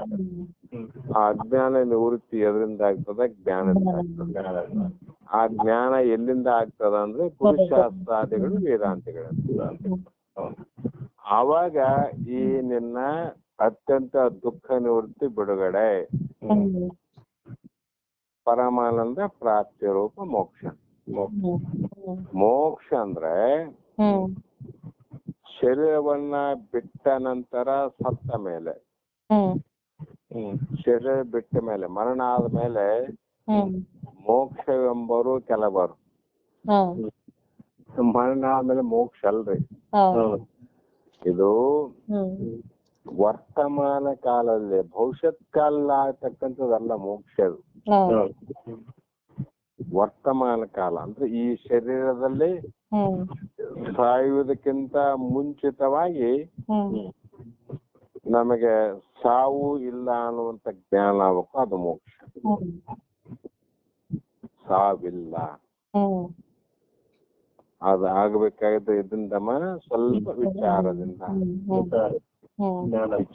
ವಿಚಾರ ಜ್ಞಾನ ಪ್ರಬಲವಾದ ಶ್ರುತಿ ಪ್ರಮಾಣ ಇದರಿಂದ ವಿಚಾರ ಮಾಡಿದ್ರೆ ಇದು ಏನಂದ್ರೆ ಇದು ಭಕ್ತಿ, ಜ್ಞಾನ ಭಕ್ತಿ. ಅದು ಜ್ಞಾನ ಭಕ್ತಿ ಬೇರೆ, ಜ್ಞಾನ ಭಕ್ತಿ ಬೇರೆ. ಆ ಜ್ಞಾನ ಭಕ್ತಿಯಿಂದ ಪ್ರತಿಯೊಬ್ಬನನ್ನ ನೋಡಿದಾಗ ಸಮೀಪ ಸಮೀಪ ಸಮೀಪ ಅಂತ ನಾವು ಎಲ್ಲರೂ ಒಂದೇ ಅನ್ನುವಂತ ಭಾವ ಬಂತು ಅಂದ್ರೆ ಅದು ಭಕ್ತಿ. ನಾವು ಬೇರೆ ಬೇರೆ ಬೇರೆ ಅಂತ ದೂರ ದೂರ ಹೋದಾಗ ಅದು ಭಕ್ತಿ ಅಲ್ಲ. ಆದ್ರೆ ಜ್ಞಾನ ಭಕ್ತಿ ಹೇಗಂದ್ರೆ ಎಲ್ಲರೂ ನನ್ನ ರೂಪ, ನಾನು ಅವರ ರೂಪ. ಇಲ್ಲಿ ಸ್ತ್ರೀ ಪುರುಷರೆಂಬರು. ಸ್ತ್ರೀ ಬೇರೆಲ್ಲ, ಪುರುಷ ಬೇರೆ, ಆದ್ರೆ ಒಳಗಿರುವಂತ ಸ್ವರೂಪ ಒಂದೇ ಅನ್ನುವಂತ ಭಾವ ಏನದ ಅದೇ ನಿಜವಾದ ಭಕ್ತಿ. ಆ ಭಕ್ತಿ ಮಾಡಿದಾಗ ಏನಂದ್ರೆ ಮುಕ್ತಿ ಆಗ್ತದ ಅನ್ನುವಂತ ಮಾತನ್ನು ಇಲ್ಲಿ ಹೇಳ್ತಾ ಬಂದ್ರು. ಹೌದು. ಆ, ಇಲ್ಲಿ ಎಷ್ಟಾದಮ್ಮ 20 ಹ್ಮ್ 20 ರಾತ್ರಿ ಹ್ಮ್ ನಾಳೆ 21ನೇ ಸೂತ್ರವನ್ನ ಹ್ಮ್ ಮತ್ತೆ ಇಲ್ಲಿ ಸಂಶಯ ಬರ್ತಾವಲ್ಲ, ಹ್ಮ್ ಮತ್ತೆ ಅದಕ್ಕೂ ಕೂಡ ಮುಂದಿನ ಸೂತ್ರದಲ್ಲಿ ಹ್ಮ್ ಹೇಳ್ತಾ ಹೋಗ್ತಾರ. ನಾಳೆ ದಿನ ಮತ್ತೆ ವಿಚಾರ ಮಾಡೋಣ. ನೀವ್ ಆರಾಮ್ ಬಂದ್ರಲ್ಲಮ್ಮ ಹೌದು ನಿನ್ನೆ? ಬಾಳ ಚೆನ್ನಾಗಿದೆ. ಮನೆ ಚೆನ್ನಾಗಿದೆ ಅಮ್ಮ? ಚೆನ್ನಾಗಿದೆ. ಆಯ್ತು ಆಯ್ತು ಆಯ್ತು ಆಯ್ತು, ಬಾಳ ಸಂತೋಷ ಆಯ್ತು. ಆಯ್ತು, ರೆಸ್ಟ್ ಮಾಡ್ರಿ. ಬರ್ಬೇಕು ಗುರುಗಳ ನೀವು. ಬರ್ತೇವಮ್ಮ, ಇವತ್ತೇ ಬರ್ಬೇಕಂತ ಮಾಡಿದೀವಿ. ಅದು ಏನಾಯ್ತಂದ್ರೆ ಮಧ್ಯಾಹ್ನ 1 ಗಂಟೆಯಿಂದ ನೀರ್ಮನೆಗೆ ಹೋಗಿದ್ವಿ. ನೀರ್ಮನೆ ಸ್ವಲ್ಪ ಕೆಲಸ ನಡೆದಿತ್ತು, ನೋಡ್ಕೊಂಡು ಬರೋಣ ಅಂತ ಹೋಗಿ ಮತ್ತೆ ನಾವು ಕಾರಲ್ಲಿ 4-5 ಜನ ಇದ್ದೀವಿ. ಮತ್ತೆ ಈಗ ಹೋಗೋದ್ ಬೇಡ, ಸಪ್ರೇಟ್ ಆಗಿ ಅನುಕೂಲ ಆದಾಗ ಯಾವಾಗ ಹೋಗಿ ಬರೋಣ ಅಂತ ಹೇಳಿ ಮತ್ತೆ ನಾನು ಯಾರಿಗೆ ಹೇಳಲ್ಲ, ಹಿಂಗೆ ಬೈಪಾಸ್ ಇಂದ ಈ ಕಡೆ ಬಂದಿವಮ್ಮ. ಬರ್ತೀವಿ ಹೇಳಮ್ಮ, ಬರ್ತೀವಿ ಇನ್ನ ಬಹಳ ದಿನ ಇರೋದಿದೆ. ಬರ್ತೀವಿ, ಬಹಳ ಸಂತೋಷ. ಆಯ್ತು, ನಮಸ್ಕಾರ. ನಮಸ್ಕಾರ. ನಮಸ್ಕಾರ.